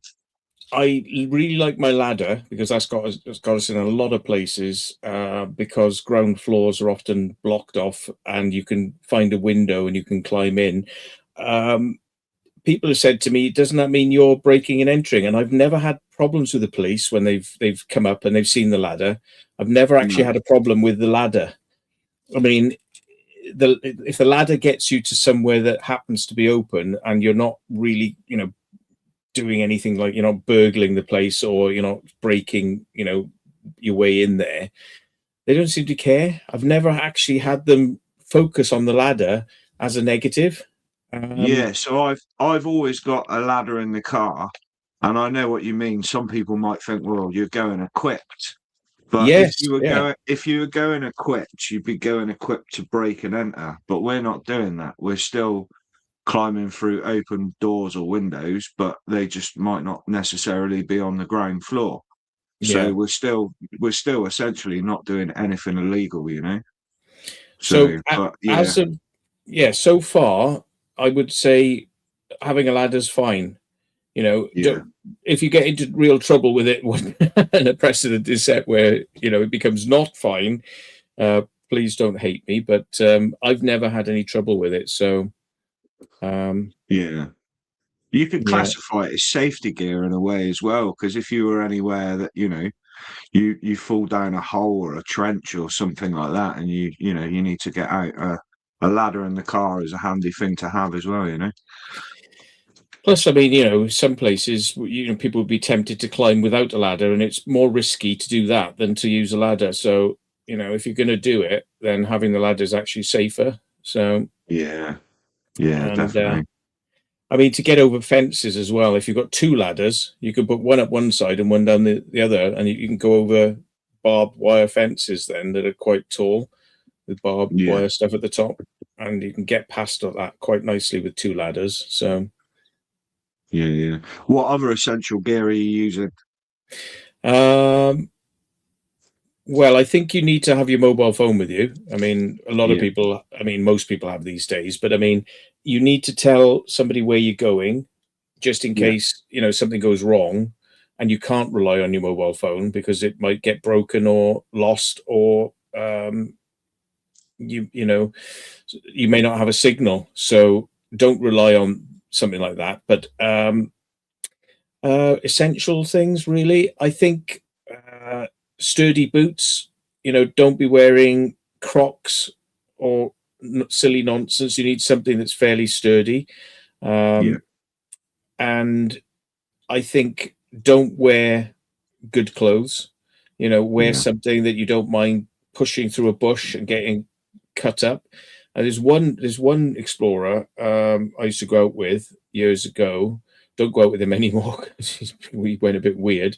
But I mean, he used to wear like designer clothes, and he used to get pissed off then when he got like them scuffed up and barbed going through thorns. And I'm like, well, don't wear designer clothes, Yeah. But he wanted to look good, It's not well, I used to say to him, like, it's not a fashion bloody contest. You wear that stuff when you're going out to a nightclub. You don't wear that stuff on an Explore. But didn't seem to. I mean, don't wear white trainers. I said this to my mate Steve the other day. I mean, like, white trainers have no place on Explorers. he stepped in a load of mud and he was pissed off then because his white trainers got messed up. And I said, look, it's the curse, isn't it, of white trainers? You wear white trainers, they're going to get screwed up. So don't, yeah. I mean, this time of year in Cornwall, mate, it's wellies. Yeah, £15 pair of chuckers off eBay. Look, steel toe caps. I would say as well, I don't actually do this myself, but there are a grade of boot that actually have metal across the bottom of them, so you cannot step through nails. You can't put your foot on a nail. A couple of people I've known over the years have actually done themselves on nails. I kind of almost did myself on a nail. It kind of felt it go in and it sort of scuffed the skin, but I stopped before it went right in. but I reckon I safety didn't boots. realise you could get boots like that. That would be something I'd definitely be interested in, because I've had 2 nails through my feet. There you go. Yeah. Yeah, Which is why I say to people as well, is a good tip is look where you're walking. Don't look at your camera. yeah, Like reference where you are, but look down at what you're walking on. Don't just be walking like that with a camera. That's a guaranteed way to get a nail through your foot. yeah. You need to be aware of where your feet are planting on the ground. And Kerno says gloves. I always wear gloves, to be honest, because it's so easy to scuff your hands climbing up a wall and getting in through a window and things like that. It's really easy to do. I've actually got an old coat which I bought cheaply off Amazon, which is a motorcycle jacket. I mean, you see the state on it now, right? I mean, the pockets are like literally coming off. I've had to stitch it up once already and like restitch the pockets and restitch. And you imagine how much pulling and wearing and tear to be able to rip pockets off and scratch and things like that, But Yeah, it's made out of that sort of Cordura material, so it's quite strong. yeah, And that protects your arms and protects your upper body, kind of like from bit of damage. So yeah, get some of that maybe. It's I think the more flimsy the type of stuff you're wearing, the more likelihood there is you're going to end up getting injured climbing in through something, or at least bruised, scratched.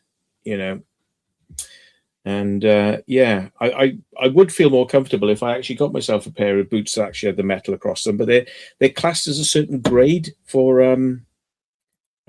so it's let's have a look, like work boots anti-nail, work boots that stop nails. It'll tell you what grade it is. They're called an SR3 or PR, puncture resistant safety rating. So if you look at S3 or PR, puncture resistant, yeah. So it's got a midsole plate to deflect sharp objects like nails and screws. I mean, I'd be well interested in investing in some of those. Yeah, it's not a nice experience standing on a nail and having it go through your foot. No. And I guess that's it, really. I mean, I do keep stuff in the car, like I keep a pair of waders and a pair of wellies. I keep wellies because if I'm going to a location that happens to be flooded in the basement or something, I might go back and get my wellies. Or if somebody tells me that, it's definitely going to be wet, I'll wear the wellies on the Explore, because it's no fun doing hours and hours or days, like if you're out all day and your feet are wet because the first building you went in was flooded, Yeah, it's not nice, is it? Yeah. So I'd say, wellies really is something everyone should just keep in the car anyway, really, I think. Yeah. That's what your boot's for, isn't it? It's your welly store. It definitely is, yeah. On to the next one. We've kind of covered this already, but I'll read it out anyway. So how much do you research before you visit a site? Not a lot, unless if it's military, I'll kind of end up reading a little bit about it because I'll kind of type its name in and there'll be a Wikipedia or something on it. But it's funny because I mean I've gone to places where I've found things that nobody's ever reported on these things being there, and like we went to West Wales to Haverfordwest or Fishguard, it was one or the other, and I was just expecting to see the docks, and we ended up finding a load of munitions tunnels that went into the hills, which nobody'd ever been to, nobody ever reported on. And since then, a load of explorers have been there, and it's kind of like, oh, really? They had that there at the docks, and nobody seemed to have known this stuff was there. So that was kind of good. But yeah, how much do I research? Well, not a great deal, apart from finding the locations. I think is finding the pins, knowing where it is. that's kind of it, really. You know, it's just a case of once you've got it in your head that you want to go try these places, you just go and find out what they're like when you're there. We had a similar story with something we weren't expecting to find recently. We went and done a car what we presumed was an abandoned car graveyard. Turned out it wasn't abandoned, but a lot of people had previously been and filmed it and stuff. And we'd seen a lot of previous videos and posts on the internet of pictures and stuff like that. But we weren't what we weren't expecting to see when we got there was an aeroplane, which was deep in the bushes. And obviously they've been doing a lot of groundwork recently, and now it's exposed. And yeah, we weren't expecting that at all. It was a bit of a shock, actually, but very cool. Yeah, and there was a place called Craigie Hall Barracks in Scotland, and I was just expecting to find an old army base, but they had a bunker there as well, which is kind of unexpected surprise. The next one, you've kind of answered this as well, but we'll go over it again anyway. Do you prefer solo exploring or working with others, and why? I go out solo exploring if I can't get other people to go. But my choice is more to get other people to come along. I prefer it. But if I can't find anyone to come along, I'm sometimes kind of like, oh, well, you know, I can't sit in the house today. I'm bored. Let's go and do it myself, you know. And, you know, I get a lot of misses, you know, like I go to places and they're a miss. And often those are ones that I'll come back with a group and we'll do again as a group and we'll manage to do them, but they need to be done as a group, you know. So I'll often go out on a day, research these places, and then come back with a load of us and we'll do it, you know. Yeah, we've had some like that where we've gone and had a look and we've been able to see part of it, but to get to another area, which is really cool, you could kind of do with a couple of you and some ropes to make it safer to access that area. So I think definitely for safety purposes, having people with you is great if you can. And I mean, often, I mean, if I could, it's a case of many times I go in the day and there are so many people watching you from houses and stuff like that. I go there in the day and I just brazenly walk around, but then leave. And I come back and we come back at night and we go in and we do these places because, you know, you can get in and manage to do it. But a lot of my daytime explores end up being me sort of like getting spotted, you know. So I'm going to slip this one in before the last one. Where do you see yourself in the future? Where do you see the channel going?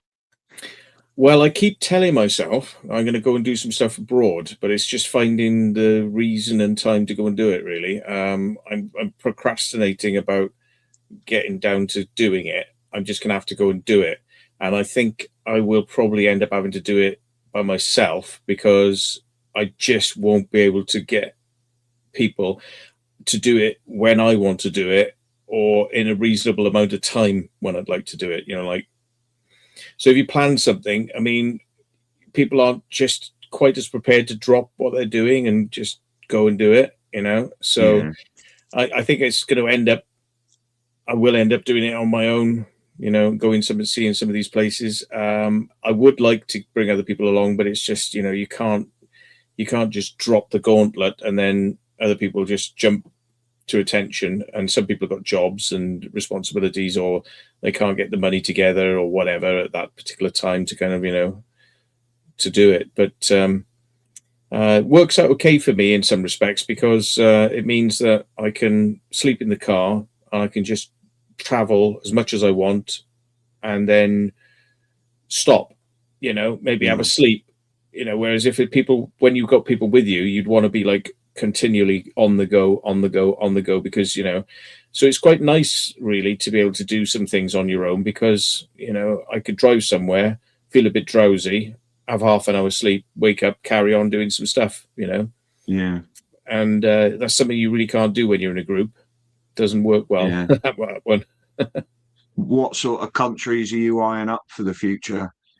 Netherlands, Germany, Belgium, France. Yeah, and a couple I'd like to sort of keep under my hat. Though there's some Yeah, things in some places I really want to do, but I don't want to sort of make a thing of it, But yeah, just yet, just surprise people.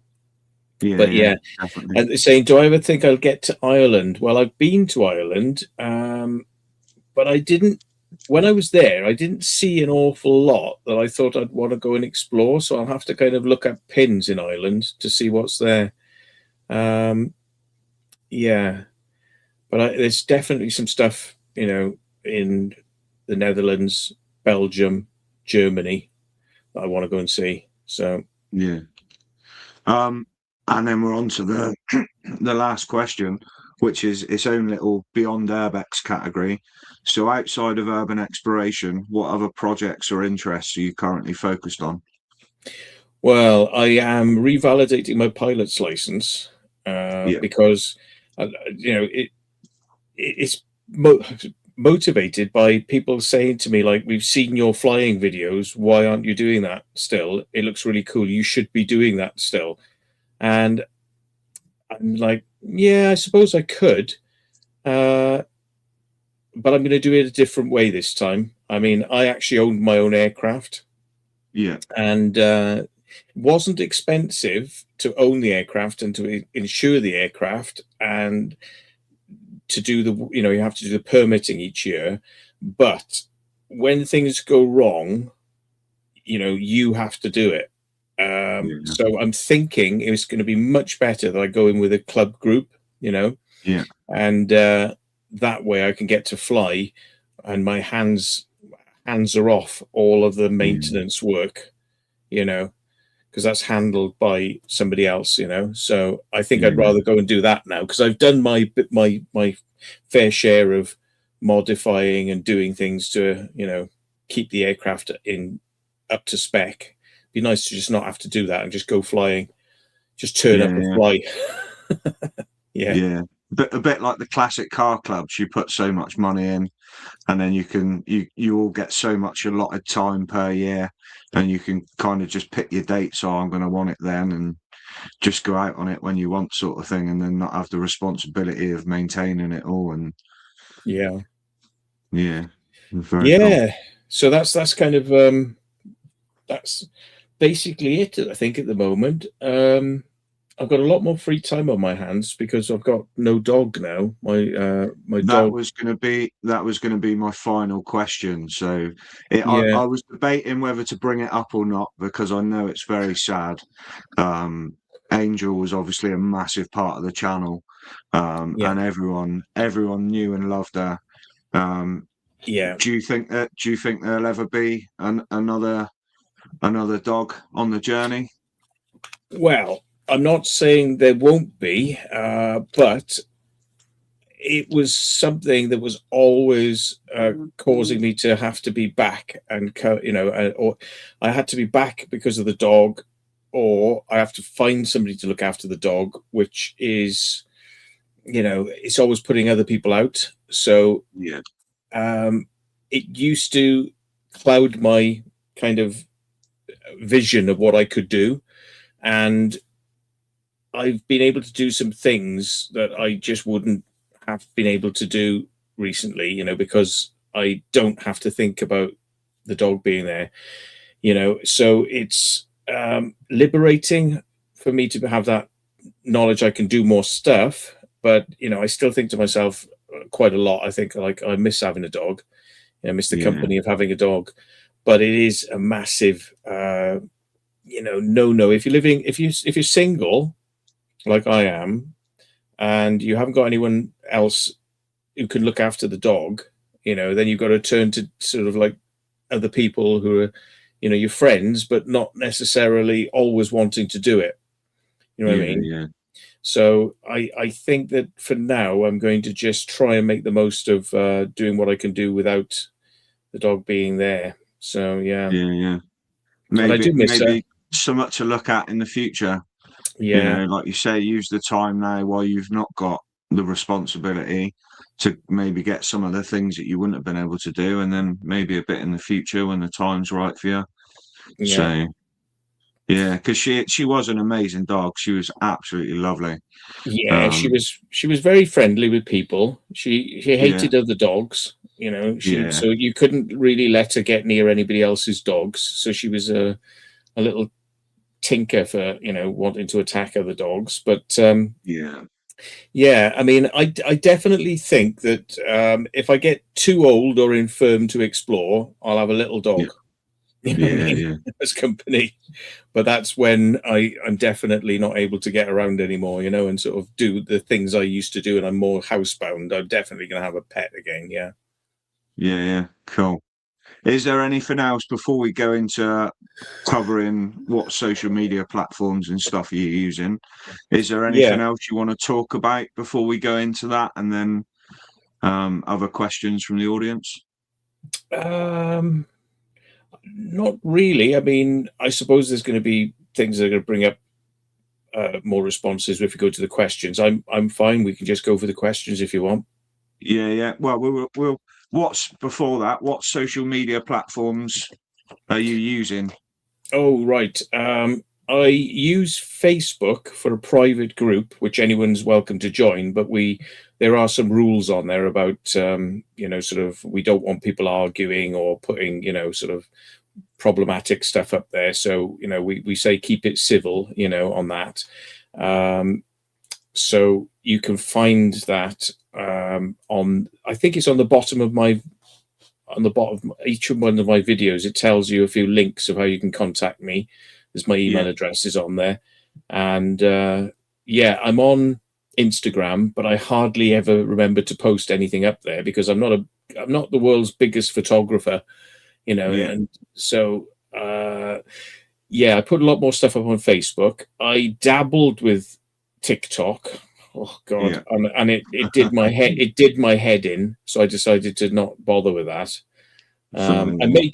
may go back to it, but the trouble is, it's got so many awkward things, like they don't let you use music that you could use on YouTube. So half my videos I can't upload them onto TikTok because even though they're copyright free music, TikTok doesn't accept that. So yeah.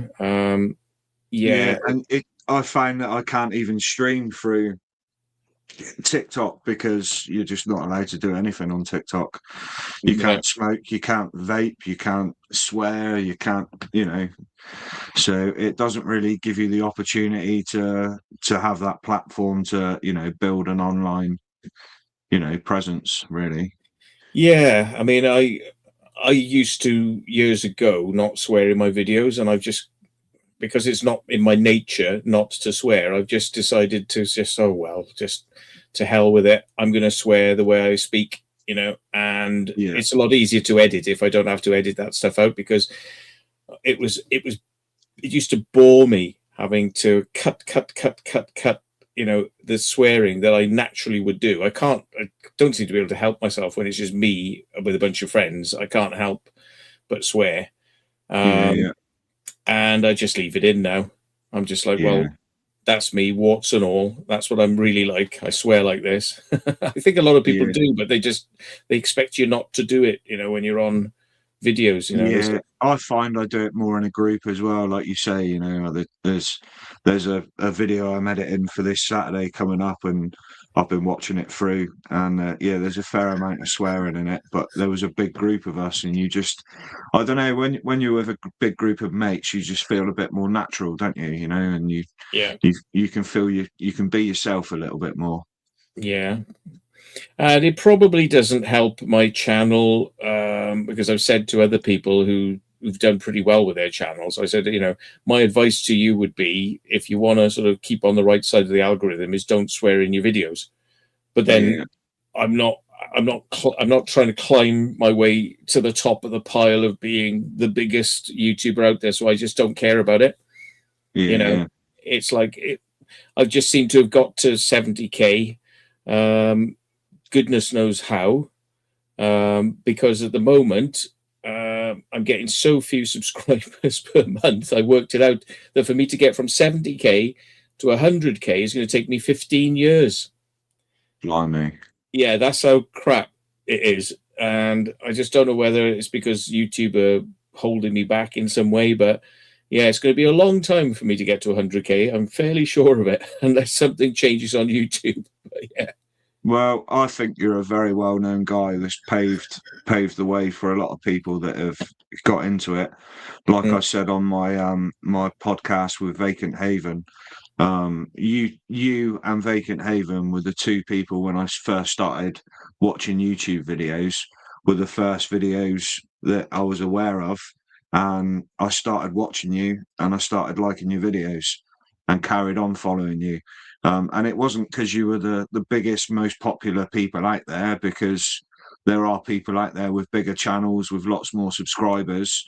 But you just feel that you click with certain people, or like watching people's content for a certain reason. And yeah, I just found it really enjoyable watching yours and Vacant Havens. And obviously I've discovered other people through you guys as well, that I follow as well. But you've been doing it a long time, man. YouTube, you've been posting videos for what, 16 years? Yeah, 15, 16 years. On this channel, I mean, it literally picked up about 4 or 5 years ago, and I started sort of climbing up. But I mean, if you look at my like 10 years, it's like that, and then it was like, then it started to climb. So it took a very long time to get this far with what I've been doing, really. So yeah. And I mean, the first things I don't uploaded. forget as well, you've not just kept at urbex. A lot of these other people that are doing urbexing are doing urbexing only, as where you've covered a lot of different topics and a lot of different things. And I think that's what makes you like stand out as well. It gives you your own sort of thing that no one else is doing. Do you know what I mean? Yeah, well, I mean, my interest in UFOs and things like that comes back into it. And I mean, my very first videos I think I ever uploaded on here were sort of like conspiracy videos where I was doing lectures, filming lectures of people's talks and uploading those. And these were back in the day when you could only upload 15 minutes of a video on YouTube. So I had to split these lectures into like part 1, part 2, up to part 8, to kind of get somebody's lecture in there. And it was a really painful sort of process of, and then, yeah. So it has changed. It's changed the stuff that I do on here, and it may morph again. It may change again, really. I am going to do more talks with guests. I'm going to bring people on just like we're doing here, but probably more UFO and paranormal related. But I may start doing some of this format where you get urban explorers on as well. It's been something I've been sort of planning to do. So yeah. Yeah, I thought it was a good idea. I've not been aware of anyone else doing it, and I thought it'll be good to sort of highlight. Urbex gets so much bad publicity, like you say, through burning buildings or graffiti, or people think they're going in and stealing, or people getting injured. It's nice to highlight some of the good things about it, and it's also bringing Urbexers together. We're all in it for the same reason. We're all exploring abandoned buildings because we like exploring abandoned buildings. We've all got things in common. So to sort of expand the people that you have contact with can only do good for the community, I presume. Yeah, and there's different people out there with different areas of interest in urbex as well. I mean, some are like going for the World War II sites, like IKS exploration. They very heavy on their sort of World War II stuff. And Adam Two Wheel Exploration, who does a lot with Colonel EXP.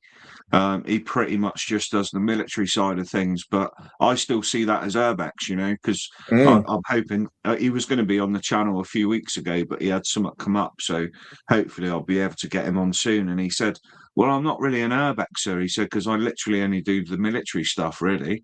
And I said, yeah, but that's still part of the bigger urbex picture, So it's all urban exploring. Yeah. Whether it's a time capsule house or something industrial or something military, you know, we're all doing the same thing, exploring the unknown. Yes.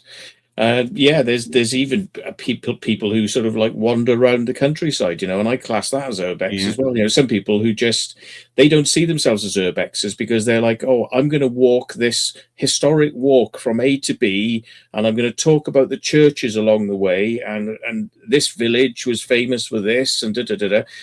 I class that as kind of urbex, to be It's all honest. It's urbex, yeah. urban exploration. 100%. Same with Mathers and Shaz's as well. They do like the majority of what they film are underground mine videos.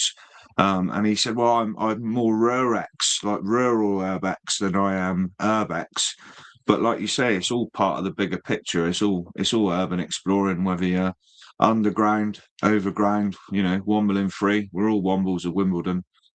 Yeah, yeah, it's all good. Yeah. Like to see more Cool. of it, you know, people putting out history videos, you know, and it's a lot more in depth, I find, sometimes than you get with like a TV program. They TV programs tend to sort of skip and skip and skip and skip, you know, and there's something nice about just being on a walk with somebody, sort of like them telling you something, and you know, just seeing it how it is, you know, almost unedited. Yeah. Yeah. Right, so I think we could probably go into questions now from the people in chat. Obviously, if there's anyone watching this not live and you're watching it back after, feel free to put a comment in chat after as well. And I'm sure Matt will come back through the comments at some point and answer any questions you've got. So, And if I right, don't, you can always email me, me yeah, at thematthewwilliams.com. awesome. So we got Shaz here from Exploring with Mathers and Shaz. When you have done anything paranormal, what was the most active place you've been to?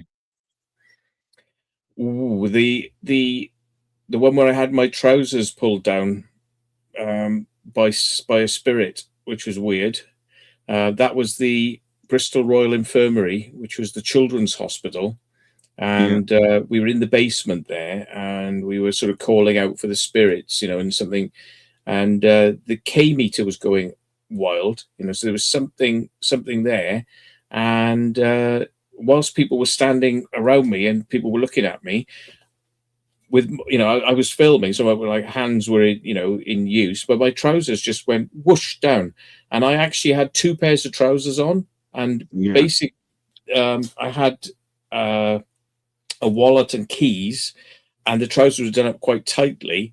And I said, when it happened, I felt them just come down like as if they weren't on me. It was just like it was just sort of like very smooth, like as if it was hardly felt. And I said, well, if I pull the trousers up now, right, and show you how they were, you try and pull those trousers down. Try and do it, you know. And people were like, they wouldn't come past the wallet and the keys. And I said, yeah, and I can feel that. I can feel you doing it. But when this ghost did it, they just came down.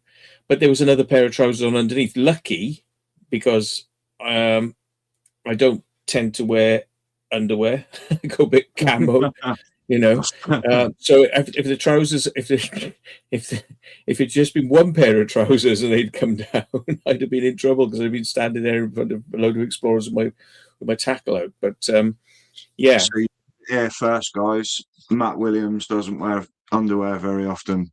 So Like hardly ever, never. Yeah. I said you'd get a chance to find out things that you might not already know. Yeah. We've got a question from Dan, DRS Exploring. Where did you get the sound effect for your intro? That was actually part of the thing that generated it. It came with it. There was a service which no longer exists. I used to pay money, like for a year's worth of subscription to this service, and it would make titles. So I've made quite a few titles for people I know using this service, you know, and they no longer exist, and it's just a bit sad. But it just came with it. Yeah. So I didn't pick it at all, but I decided it sounded good, so I just left it in there. Well, there you go, Dan. We've got a question from Tom on a mission. Matt, have you ever considered making a movie type film or some of the UAP stuff or future aircraft technology? Yeah, I've got cinema quality cameras, and hello to Solace, who's in the chat, by the way, who's just popped in. Oh, hey, Solace. Yeah, I went out exploring with the Solace the other day. Okay, cool. Yeah, I would love to, but it's just finding the motivation to get around to doing it. I'm always saying to myself, because I love movies, I'd love to make a little movie, and I'm constantly thinking when I'm driving around in the car, I'm thinking, what about this idea for a movie?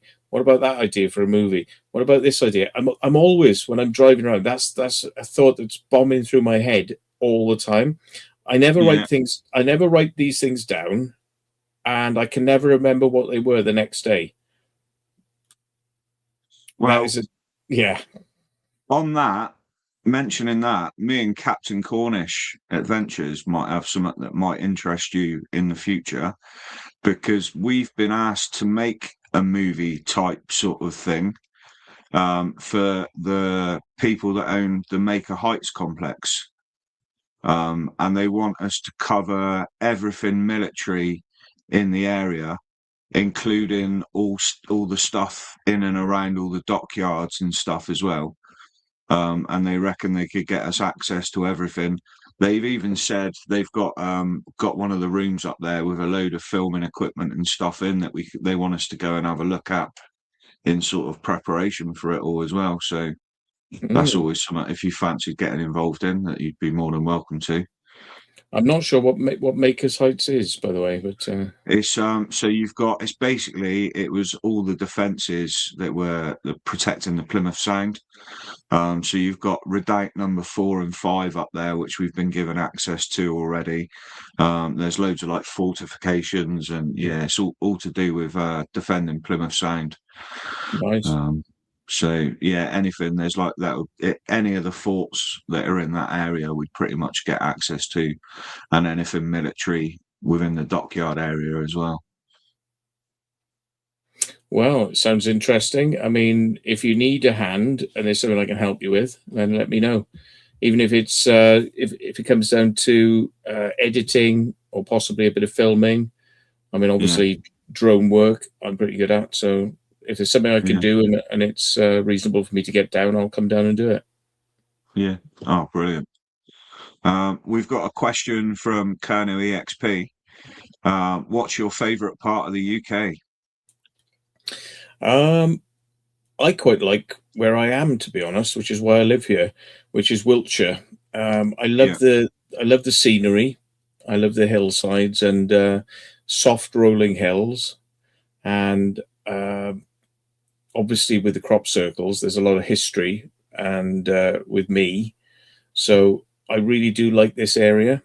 Coming from Wales and living in the Rhondda valleys, which I found a little bit boring and drab, to be honest. It was great for me to come over here and have this like nice area where you got people who live in mansions and nice houses, and in the valleys it's like all terraced houses and a bit boring and a bit,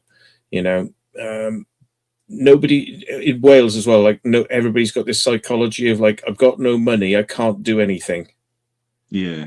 And over here, people don't seem to sort of be worried about the money so much, and they find that things to do. People have got hobbies and, cars or aircraft, or, everyone's into something unusual. A lot of people have got like interesting hobbies, whereas in Wales, it's like, no, I go to work and then I come home and I go and then you can't do anything then because I got no money, so I just got to watch television.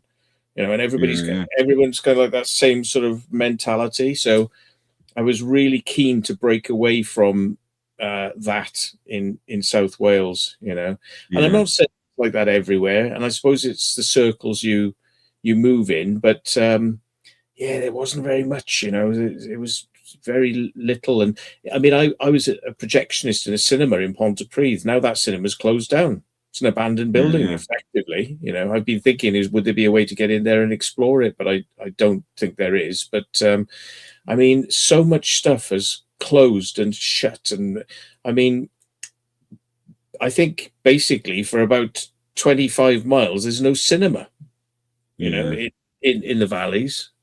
It's really quite, it's really quite sparse. But yeah, I like England a lot better than I like Wales. I wouldn't piss on Wales if it was on fire. Yeah, I find it a bit boring, especially West Wales, which some people say, "Oh, it's so pretty over there." And I'm like, so dead. Yeah. You know, it's all right if you like the seaside, you know, but there's no shops. You know, there's hardly any garages. Everything closes by about 5:30. You know, and you want to go out at night. There's nothing to see or do. You know, you might have a pub every 10 miles. You know, there's nothing. Yeah. So yeah, I'm quite happy with where I am. I'm going to have to read this one out from Mick. So Mr. Spanner says, "Are you going to be offering branded fleshlights, asking for a friend?" I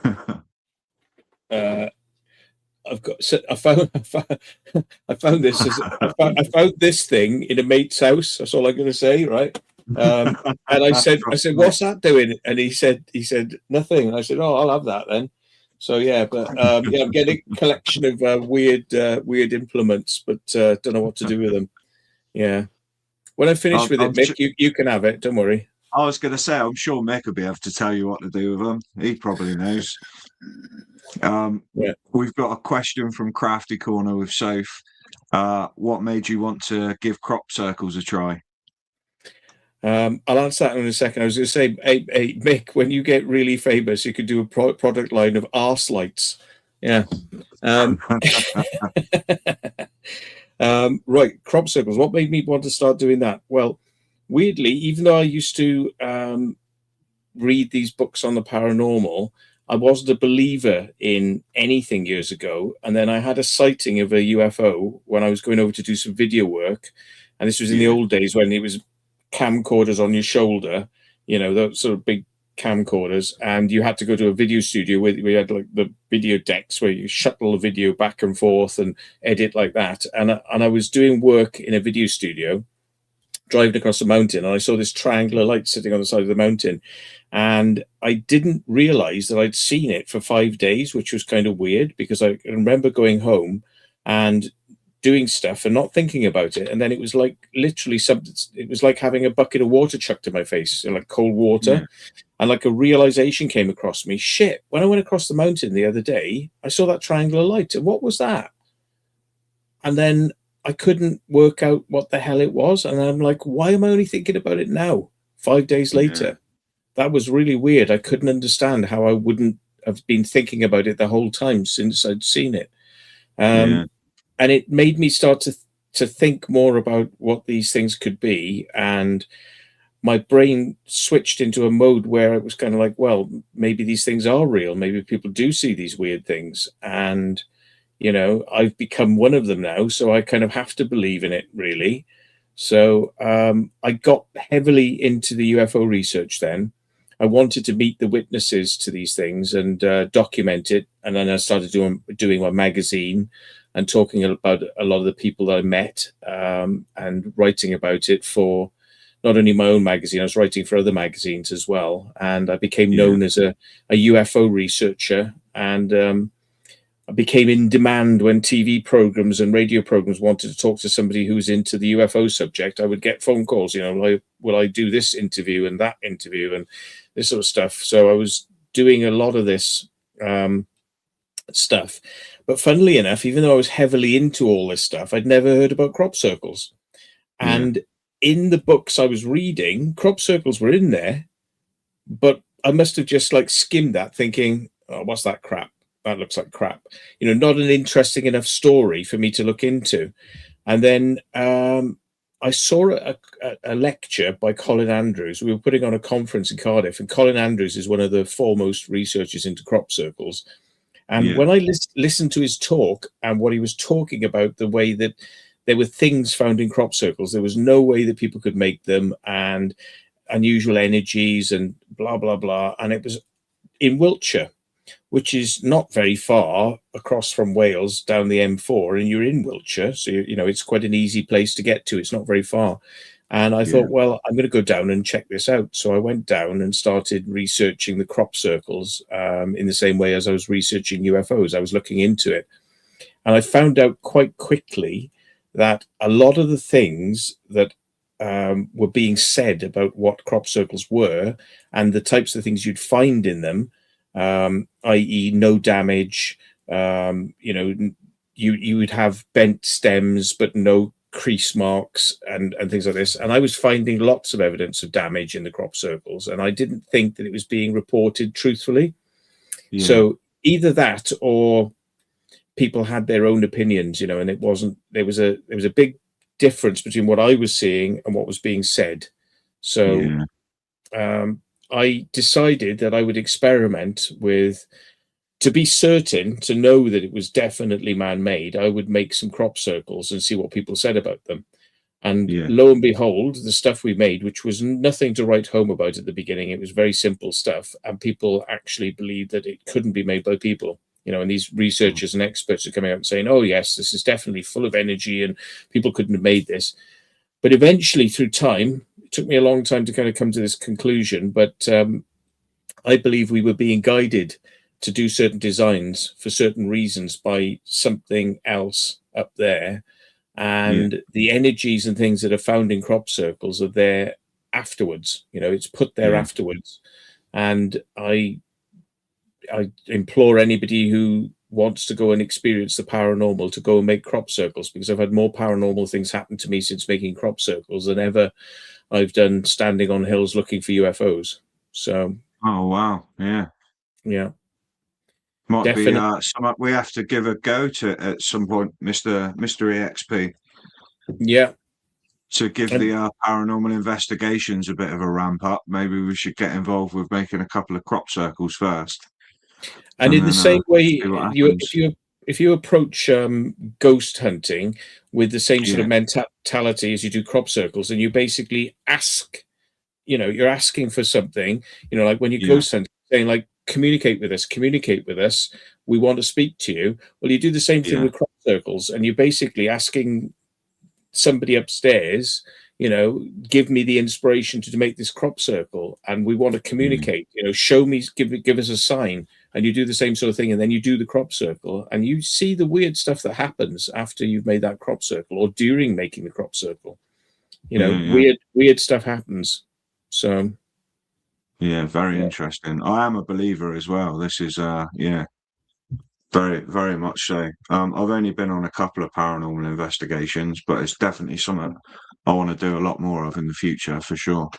I do find it very interesting. We've got a question from Natalie EXP.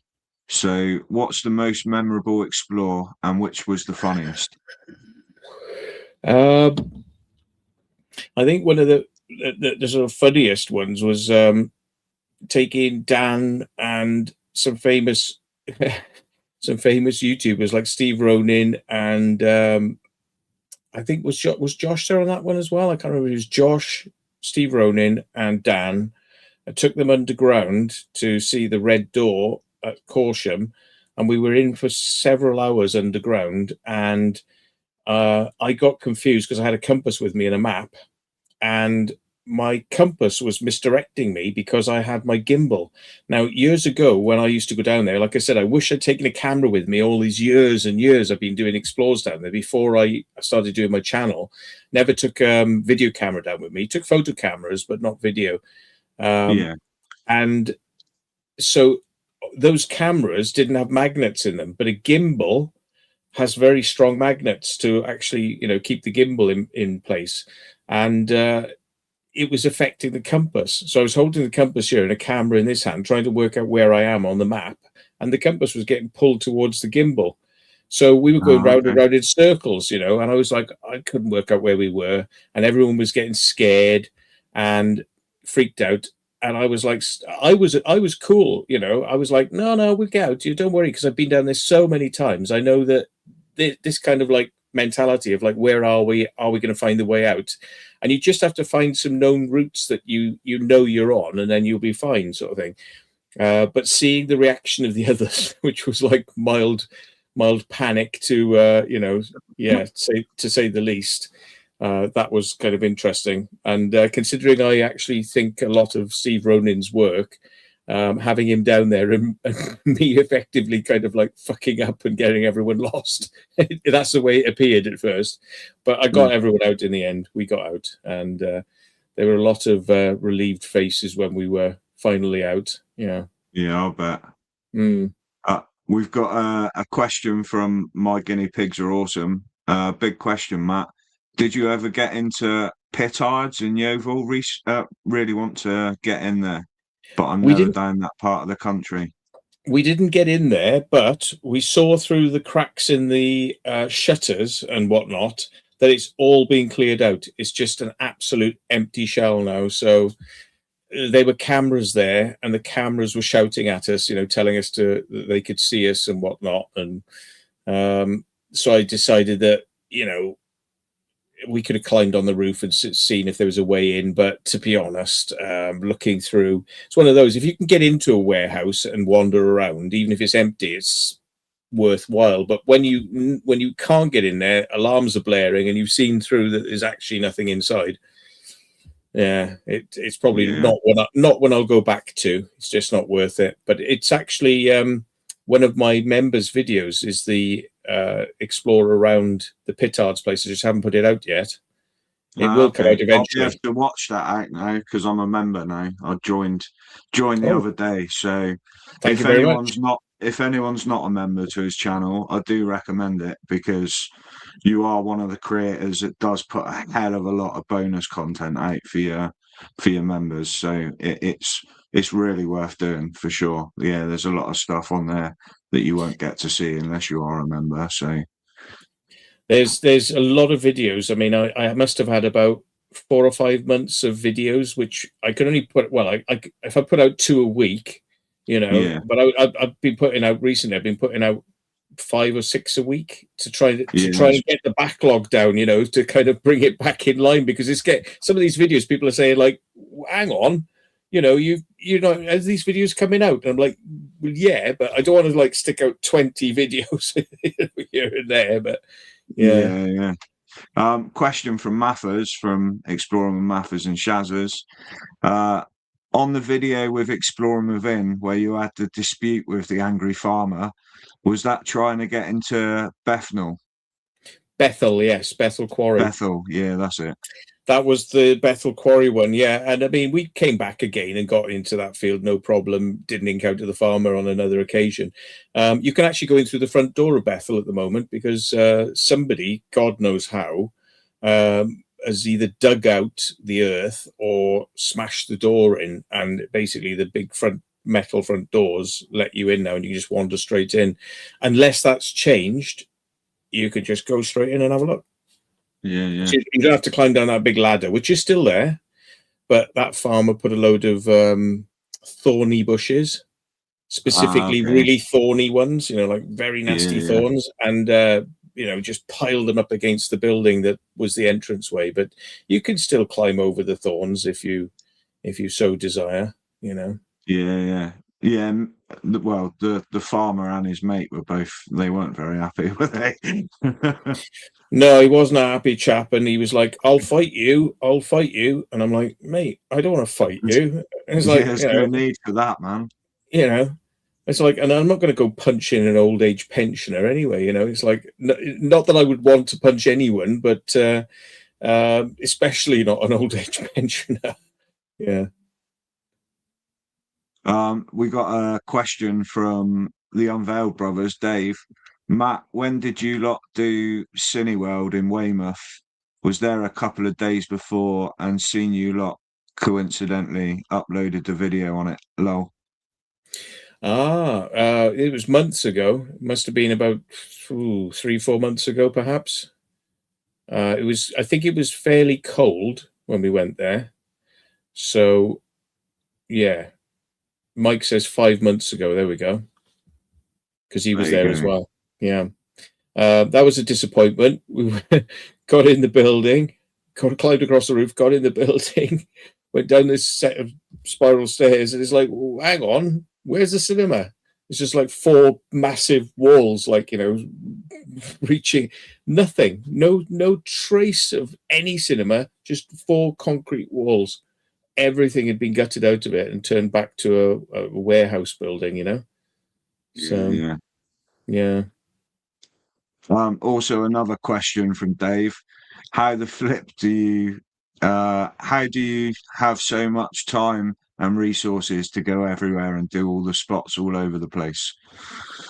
Well, I share petrol with people, and we go out and do them on a weekend, and we try to cram as many as we can in. We might get about 5 or 6 locations that we see on a weekend if we're lucky. And I just save my money up to be able to go and do some of these things. I do try to do as local as I can, because I can't afford, to go in like some people. You see them there one day they're in Scotland, next day they're in Italy, and then they're there. And you notice I haven't got the same resources as a lot of people, but I do try to make the most of local locations. So, like, it was a real treat for me to go to Scotland, and go up there and explore around that area. But I mean, that's not something I can afford to do very often, really, to be honest. Yeah, So we do a lot of that. So me and Captain and Mathers, if we're ever jumping in on a group explore, we always split the fuel and stuff between us. I always do the driving, which I'm happy to do. But yes, it's and obviously the further afield you go as well, the more expensive it gets. So a lot of the stuff we filmed in the beginning was a lot of local stuff, but then you start running out and start having to venture further afield. And like you say, you have the occasional trip where you go somewhere a bit further, which is always nice to change things up a bit. But yeah, it's not a cheap game for sure. I mean, sometimes I could jump in a car with Mike, but recently I've been driving. Mike's had his car full, and I drive along in mine. There's not enough space, so we do take 2 cars. But yeah, it's quite expensive at the moment with the fuel situation. But I do try to do as much as I can. When I can. It ain't going to be overly cheap for Mick running that thing that he's running now, anyway. Yeah, no, he's gone on board. Jesus Christ. Sportimus Maximus, bloody Yeah, fuel burner. it's a hell of a car, mind, isn't it? When I seen it in Bristol, I was like, "Oh my god, that is a lovely car."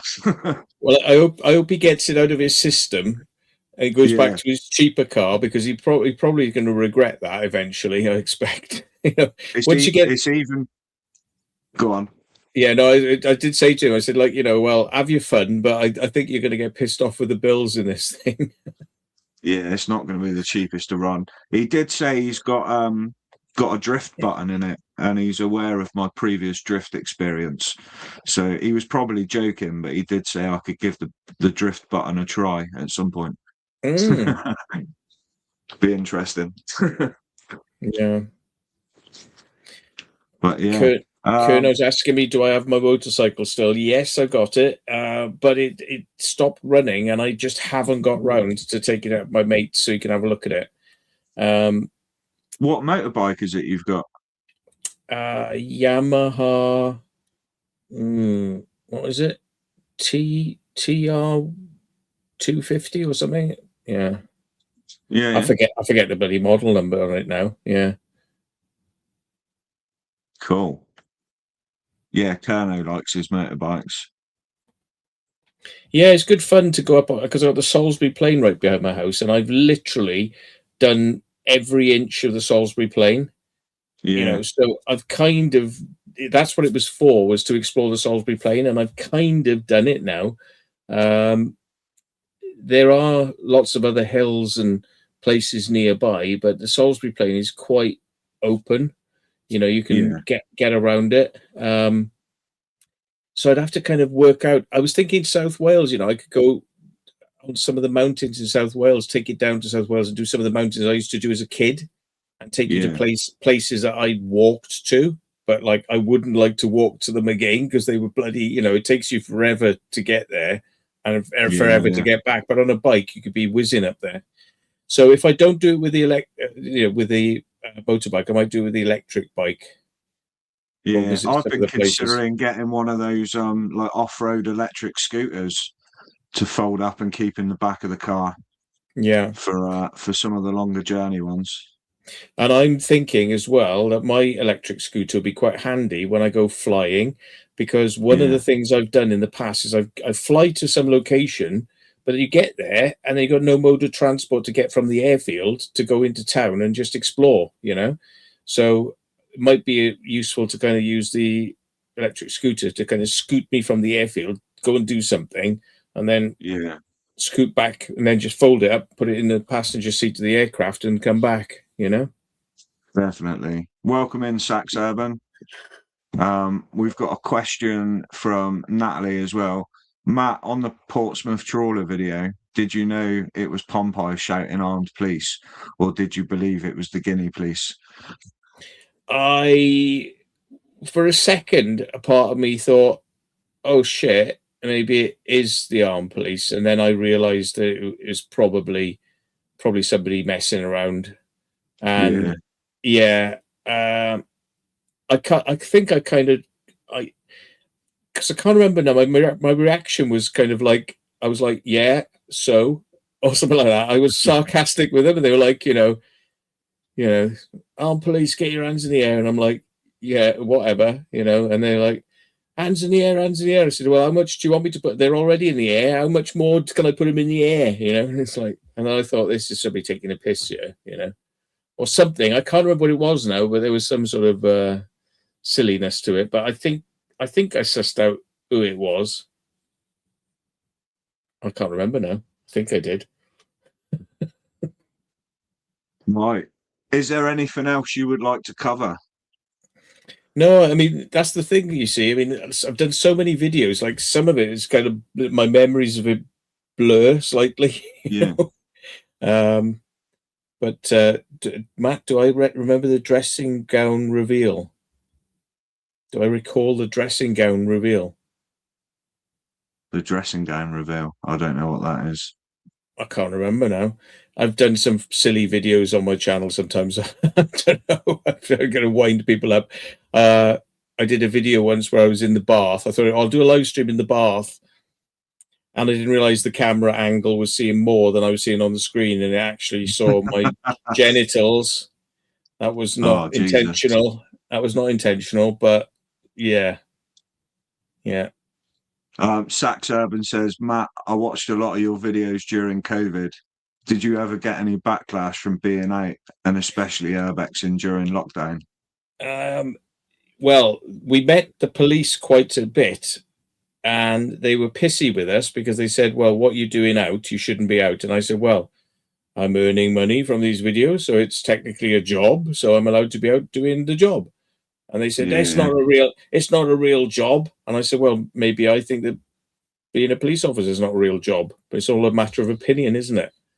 So, you know, and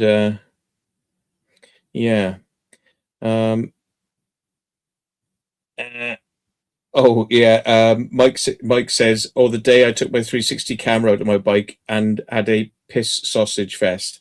Yeah, because I forgot that I was peeing, and of course I forgot the camera could see right the way down. So yes, again, it's not that I really want to show my privates. I think I had to re-edit that video, didn't I, or something? Yeah. Hey Mike, how you doing? Glad you didn't get the same treatment as me at the Riviera Hotel. Which one's the Riviera? I can't remember which one that is. Riviera is the that's down in Cornwall, isn't it? Wasn't that down like Cornwall way? Or was that the one up like Devon, Weymouth? Yeah, paint and Weymouth. Yeah, I haven't done that one. I don't think I've done the Riviera. Yeah. It's actually quite good. There's a part that we're all missing, apparently. There's an underground recreation room, you know. It's like a big room that I think they said it had 10-pin bowling or something in it as well. Somebody remembers somebody telling me about that.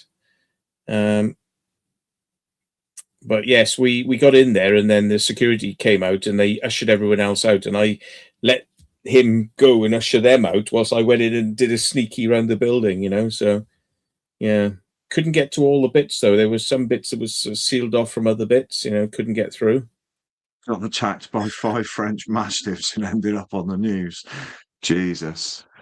I love a mastiff as well. I'm a big dog guy. I used to have a mastiff.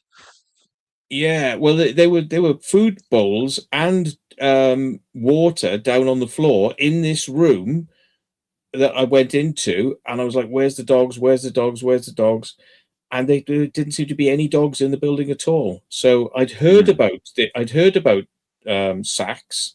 I didn't realize, you know, I just knew that some blokes had got attacked by dogs there. I'd heard about this, so I was aware that there might be dogs in the place, but I didn't see any. Yeah. Oh, mad. Yeah, no, I've not filmed there, but now I know how cool the place is. I might have to go and have a look at some point. But yeah, we've not really done a lot out Weymouth way. I think we've pretty much Portland is the furthest we've gone. Weymouth's just past Portland, isn't it? Yeah, and have you done Drake's Island as well?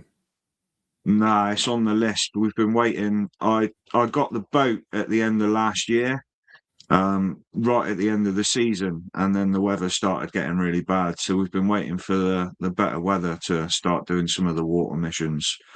I obviously want to go and have a look at Breakwater Fort in Plymouth and the one out at Portland. I want to go over and have a look at Drake's Island. There's also Devon Way. There's a torpedo place. I've been chatting to Mr. Kerno about that recently, and that looks like that's a get to it by boat only place. So want to go and have a look at that one as well. So yeah. Kerno's saying Drake's Island meant to be redeveloped. I mean, they keep saying this though all the time, and then it doesn't happen. So yeah, Sax Urban. So you actually gave this security guard a smack, did you? Like, because he let his dogs onto you and bit you up, which is not very nice. Yeah.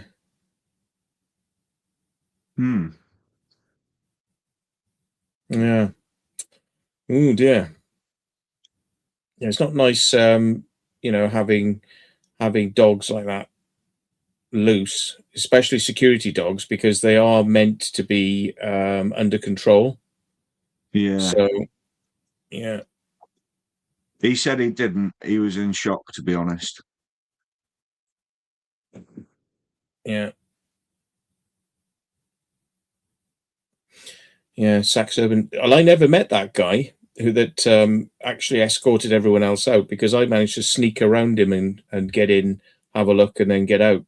You know, Yeah. I don't know if my video's gone up yet. Actually, on that, I shall just check now. Riviera, River. No, I've got River. Hang on. Hotel. Hang on, let's have a look. Probably under hotel. Grand Atlantic, Death Drop, Western Supermare. I've got 59 videos. I've got hotels in them. I don't know what. I don't know what it would be under, but anyway, yeah. Security dog. Luckily, I've not come across any dogs yet. Yeah. Never say never, though, eh? I don't know what it actually comes up under. Weymouth, Cineworld Weymouth. No. I wonder where that video is then. I wonder. Got caught in a hotel near the sea. It's not that one, is it? Let's Hide, I said. It's probably that one. Got caught in a hotel near the sea. Riviera. Yeah, that's the one. My video on that one is called Got Caught in a Hotel Near the Sea. I didn't want to give the location and call it, you know, Riviera, but that's the one. And yeah, I managed to sneak in further than the rest. Got upstairs as well. There were some locked doors, but wasn't really able to get very far beyond that. But I was aware of the dogs, that could have been there, but there weren't any. So I don't know where they were being kept, if they were there at all. But yeah. Oh, it was a Pontins, was it? May well have been. Yeah. That was, that one has been on my list, but never got round to going there yet. Yeah, so you got to go careful with some of the hotels in Newquay. I know some of them have got like some sort of restraining order things on the buildings now that makes it a criminal offence if you go into them at all. Wow. Yeah. Mick says, "Why didn't you tell me there were dogs?" Well, I'd heard I'd heard about this story of somebody getting attacked by dogs, so I thought you might have heard about it as well. But yeah. Oh, injunction. That's what it's called, an injunction. Yeah. There's Paradox has got one on it as well now. There's an injunction on that place for so many years that if anyone goes in there uninvited, it's basically a criminal offence. Yeah. But the thing is as well, I mean, with these injunctions, I mean, if you don't know there's an injunction, then that has to be taken into consideration, because I know it's quite serious. It's classed as a contempt of court, but yeah, if you didn't know that there was an injunction, it's a bit different, isn't it? If you're actually if you get interviewed by the police and they say, "So did you know there's an injunction?" Then you went, "Yeah," and you went in anyway, "Yeah." Well, you're going to get this book thrown at you. But if you say, "Well, actually, I'm not from this area. I had absolutely no idea at all there was an injunction on it. I've just come down, I've seen it as a pin on a map of like an abandoned place, and I've just decided to go there." I think that you wouldn't, you'd probably get away with a small fine or something like that. It wouldn't be the full sort of thing. They might not even bother prosecuting you. They'd just be like, "Well, don't come back," but they'll give you the full, put you in the cells for the night treatment, process you, but then not take you to court, hopefully. But yeah. I was tempted to go down there. Yeah, me and Captain wanted to go, and then it wasn't long ago. Me, Captain, Wayne, and Sophie all went and had a barbecue on the beach, and Captain got there early and had a walk around the site down there, and there was signs up saying there's an injunction on the site now. And I think you're right, Dave, the Unveiled Brothers. I think after you guys went there, everyone hit it really hard. And that's how they managed to get the injunction out, because there was a lot of people turning up there.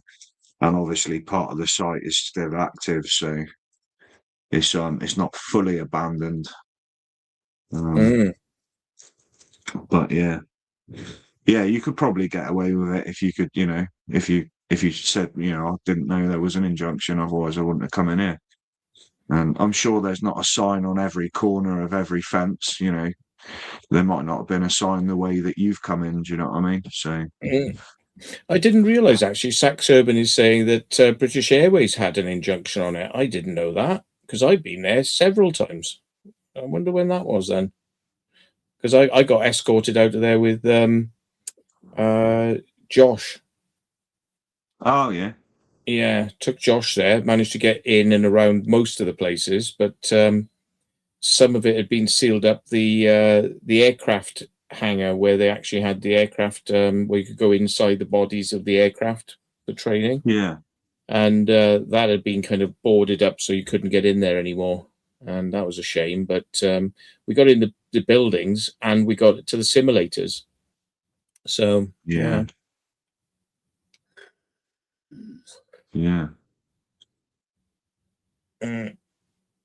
And Sax Urban says this was in February. All right, so it might be after my visit with Josh. Then it may have been they got pissed off enough with, like, we might have been the last ones to kind of try getting in before an injunction.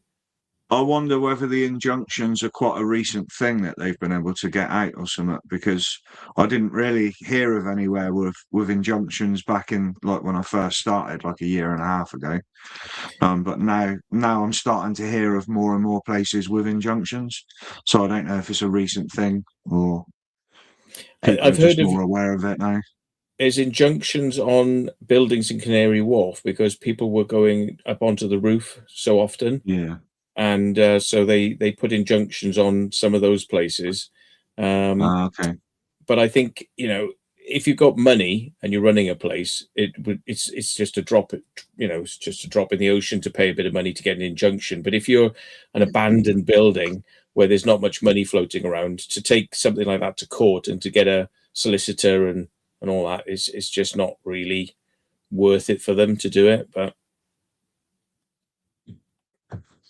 Saxon said, when you did the underground Downing Street bunkers, well, it was near Downing Street, but it wasn't actually really that near. But he says, do I think it would have led to Downing Street? Well, yes, it would have, because there was a sealed up part of it that actually led into a major set of tunnels that go underneath London off in different directions. And it's quite well known about that those tunnels are there and they lead from various places. And one of them was Downing Street. So when that place got closed down, that's why they breeze blocked it up. And I wouldn't be at all surprised if there are alarm sensors built into those breeze blocks sealed in. Yeah. So if anybody tries to smash through, I wouldn't be at all surprised that they'd find out that there was alarms on it. But if there wasn't, and somebody was to do something crazy like smash through that wall, you would be into that tunnel network that leads all the way around and up underneath Downing Street. Yes. Yeah.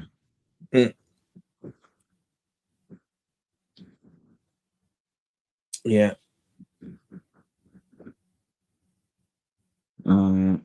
There were workers inside when I was there, actually. Oh, okay. Oh, right. Okay. It's interesting. Well, they are doing work on it, apparently, because it's been bought by somebody who wants to turn it into a hotel, an underground hotel. Okay. Complete with like nightclub type things going on down there. But I would imagine that it would be an absolute bloody nightmare from a point of view of fire, fire risk underground in a tunnel, so. They were at the bit where you abseiled down with the angle grinder. With an angle grinder? I have no angle grinder. What are you on about? There was a hole in the thing that had been there for quite some time. In fact, I mean, there'd been lots and lots of angle grinder type. Oh, I was going to say no. The workers had one. Sorry, I was going to say yeah. I mean, when we went there were bars that had been cut off, and then they put metal sheeting up and stuff, and that was all done prior to us getting there. So I think others have been in that way long before we'd got there. So it was a well traveled kind of route for getting in. But yeah. I don't fancy our chances like angle grinding on a street. No, they're not the quietest things in the world, are they? It's not the most stealthiest of entrances. Can you imagine that? Bloody hell. Yeah. Devon and Cornwall police are soft compared to the Met. Yeah. Although I've had some shitty experiences a few times now with Devon and Cornwall police, and they've been really pissy with me.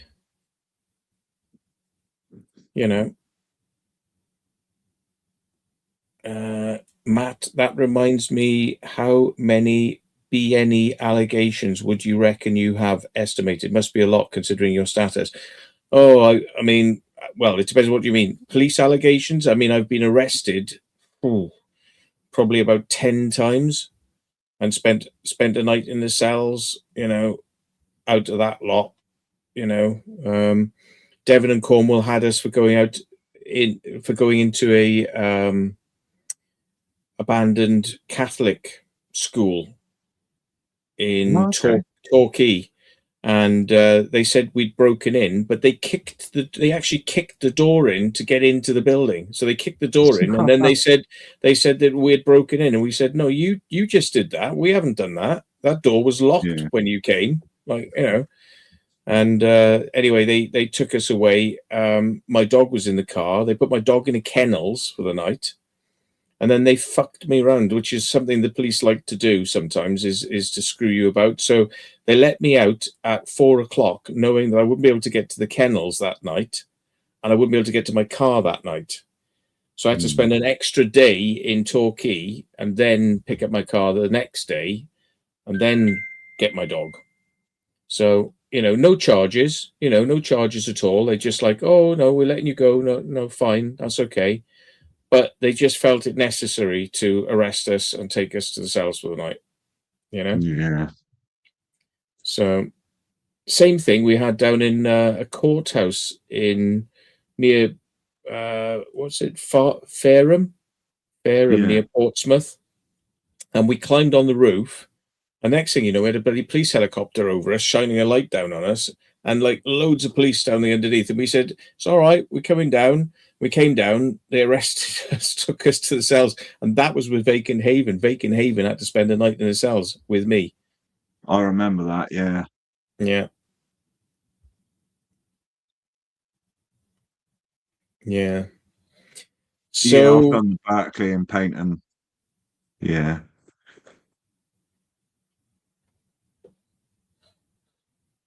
Yeah. I mean, we had a load of angry security guards at the Mount Wise underground bunker.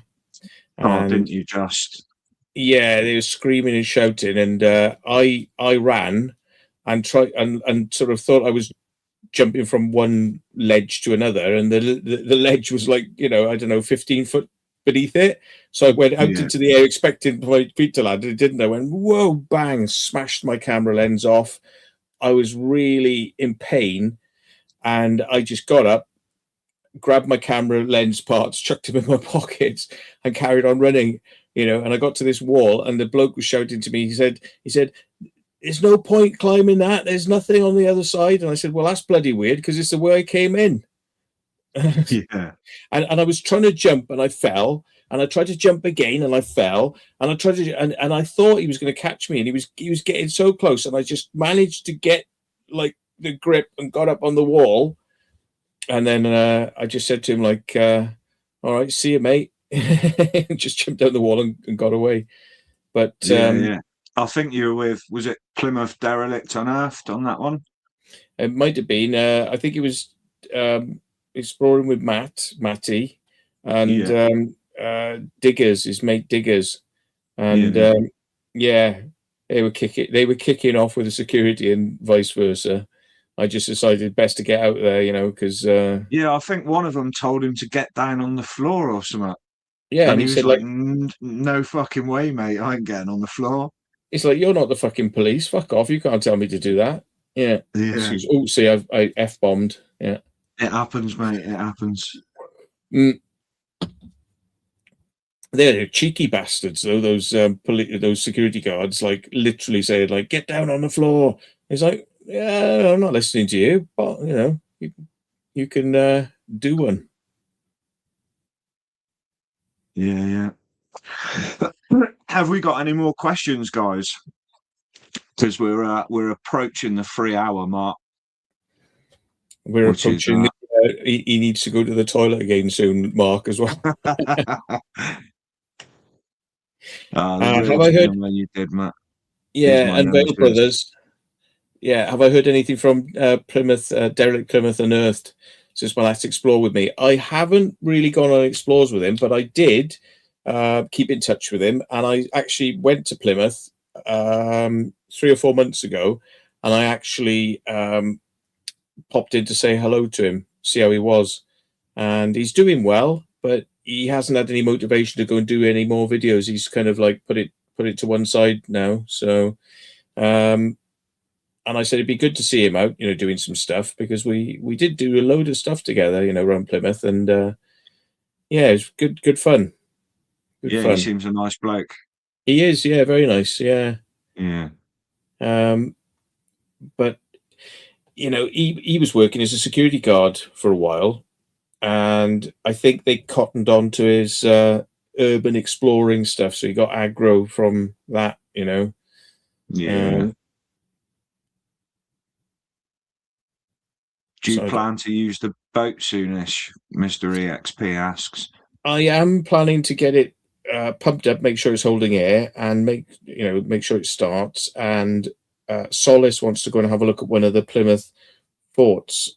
Sorry, not Plymouth, Portsmouth forts. The Solent forts. Yeah. I can't take him to the hotel ones because they've got injunctions on them now. But I can take him to the one that's the old Victorian one, which nobody really cares if you go on that one. So I'm going to hopefully take him to that one. So I may take him, and if anybody else wants to go who's from that area, I'll offer it up to them as well, so that they can get a chance to see it as well. Because it is a big place, and there's quite a lot of underground tunnel space to have a look at on it. Yeah, very cool. Yeah. Yeah, so Unveil Brother says they kind of replaced him down in that area. Well, I'll have to check out your videos then and see if there's anything that you've done down there that I haven't seen. Because I do like Plymouth. It seems like there's a hell of a lot of stuff down there to explore. Yeah. Did you get in that nightclub we did? The one that had like multiple dance floors. That was an old nightclub. It's quite near. It's a few doors down from the famous theatre.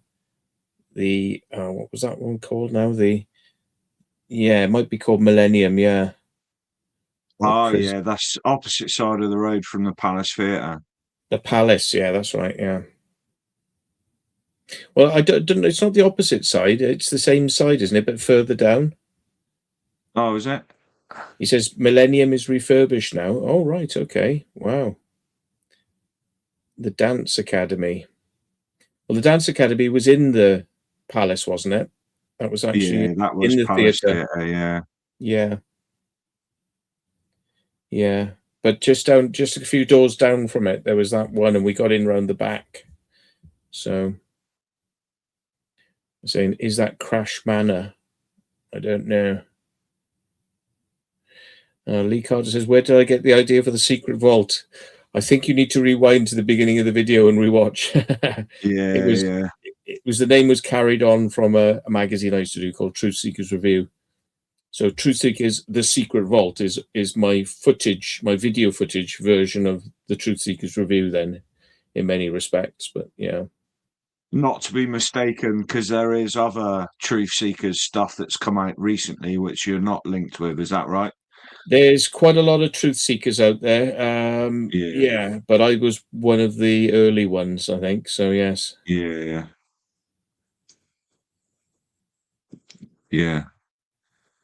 Cool. Well, I think we're going to think about wrapping it up then, there, guys, if you're happy with that as well, Matt. Okay. Well, it's been nice speaking to you, and thanks for bringing us on. It's been an absolute pleasure having you on. Obviously, anyone that's watching this after, all the links will be in the description below for all Matt's social media platforms. And if there's any questions you want to ask after, feel free to pop them in chat or send Matt an email. And yeah, it's been an absolute pleasure having him on. Massive thank you to you, and a massive thank you to everyone that's come in tonight as well. Yeah, and just to answer Kerno quickly, my favorite drone is the Mavic 3 because it's got night mode, which you can see very low light, and the Mavics are the best drones, the most stable, can fly in high winds. The minis you can't fly in high winds; you got to be careful with them. So it's definitely the Mavics. Yeah. I need to upgrade mine to a bigger one next. I've got a mini. I've got a mini. I just need a big one now. So yeah, very cool. But yeah. anyone that hasn't subbed to Matt already, there's a link at the top of the chat pinned in now. And obviously it'll all be linked in the description down below. But yeah, it's been an absolute pleasure having you on. Thank you to everyone for coming into the chat as well. It's been amazing. Thank you very much. Yeah. And you can always email me if you need a response and you don't get it on whatever, email me. It's the best way to get in touch with me. And if you've got any pins you want to share, by all means, let me know. And I can always share some with you. Just don't say I gave them to you. Yeah. Right. I'm going to end it there, guys. Thank you very much for coming in, and I will catch you on the next one. Okay. All the best. Lovely, Cheers now. lovely. Cheers, Bye-bye. guys.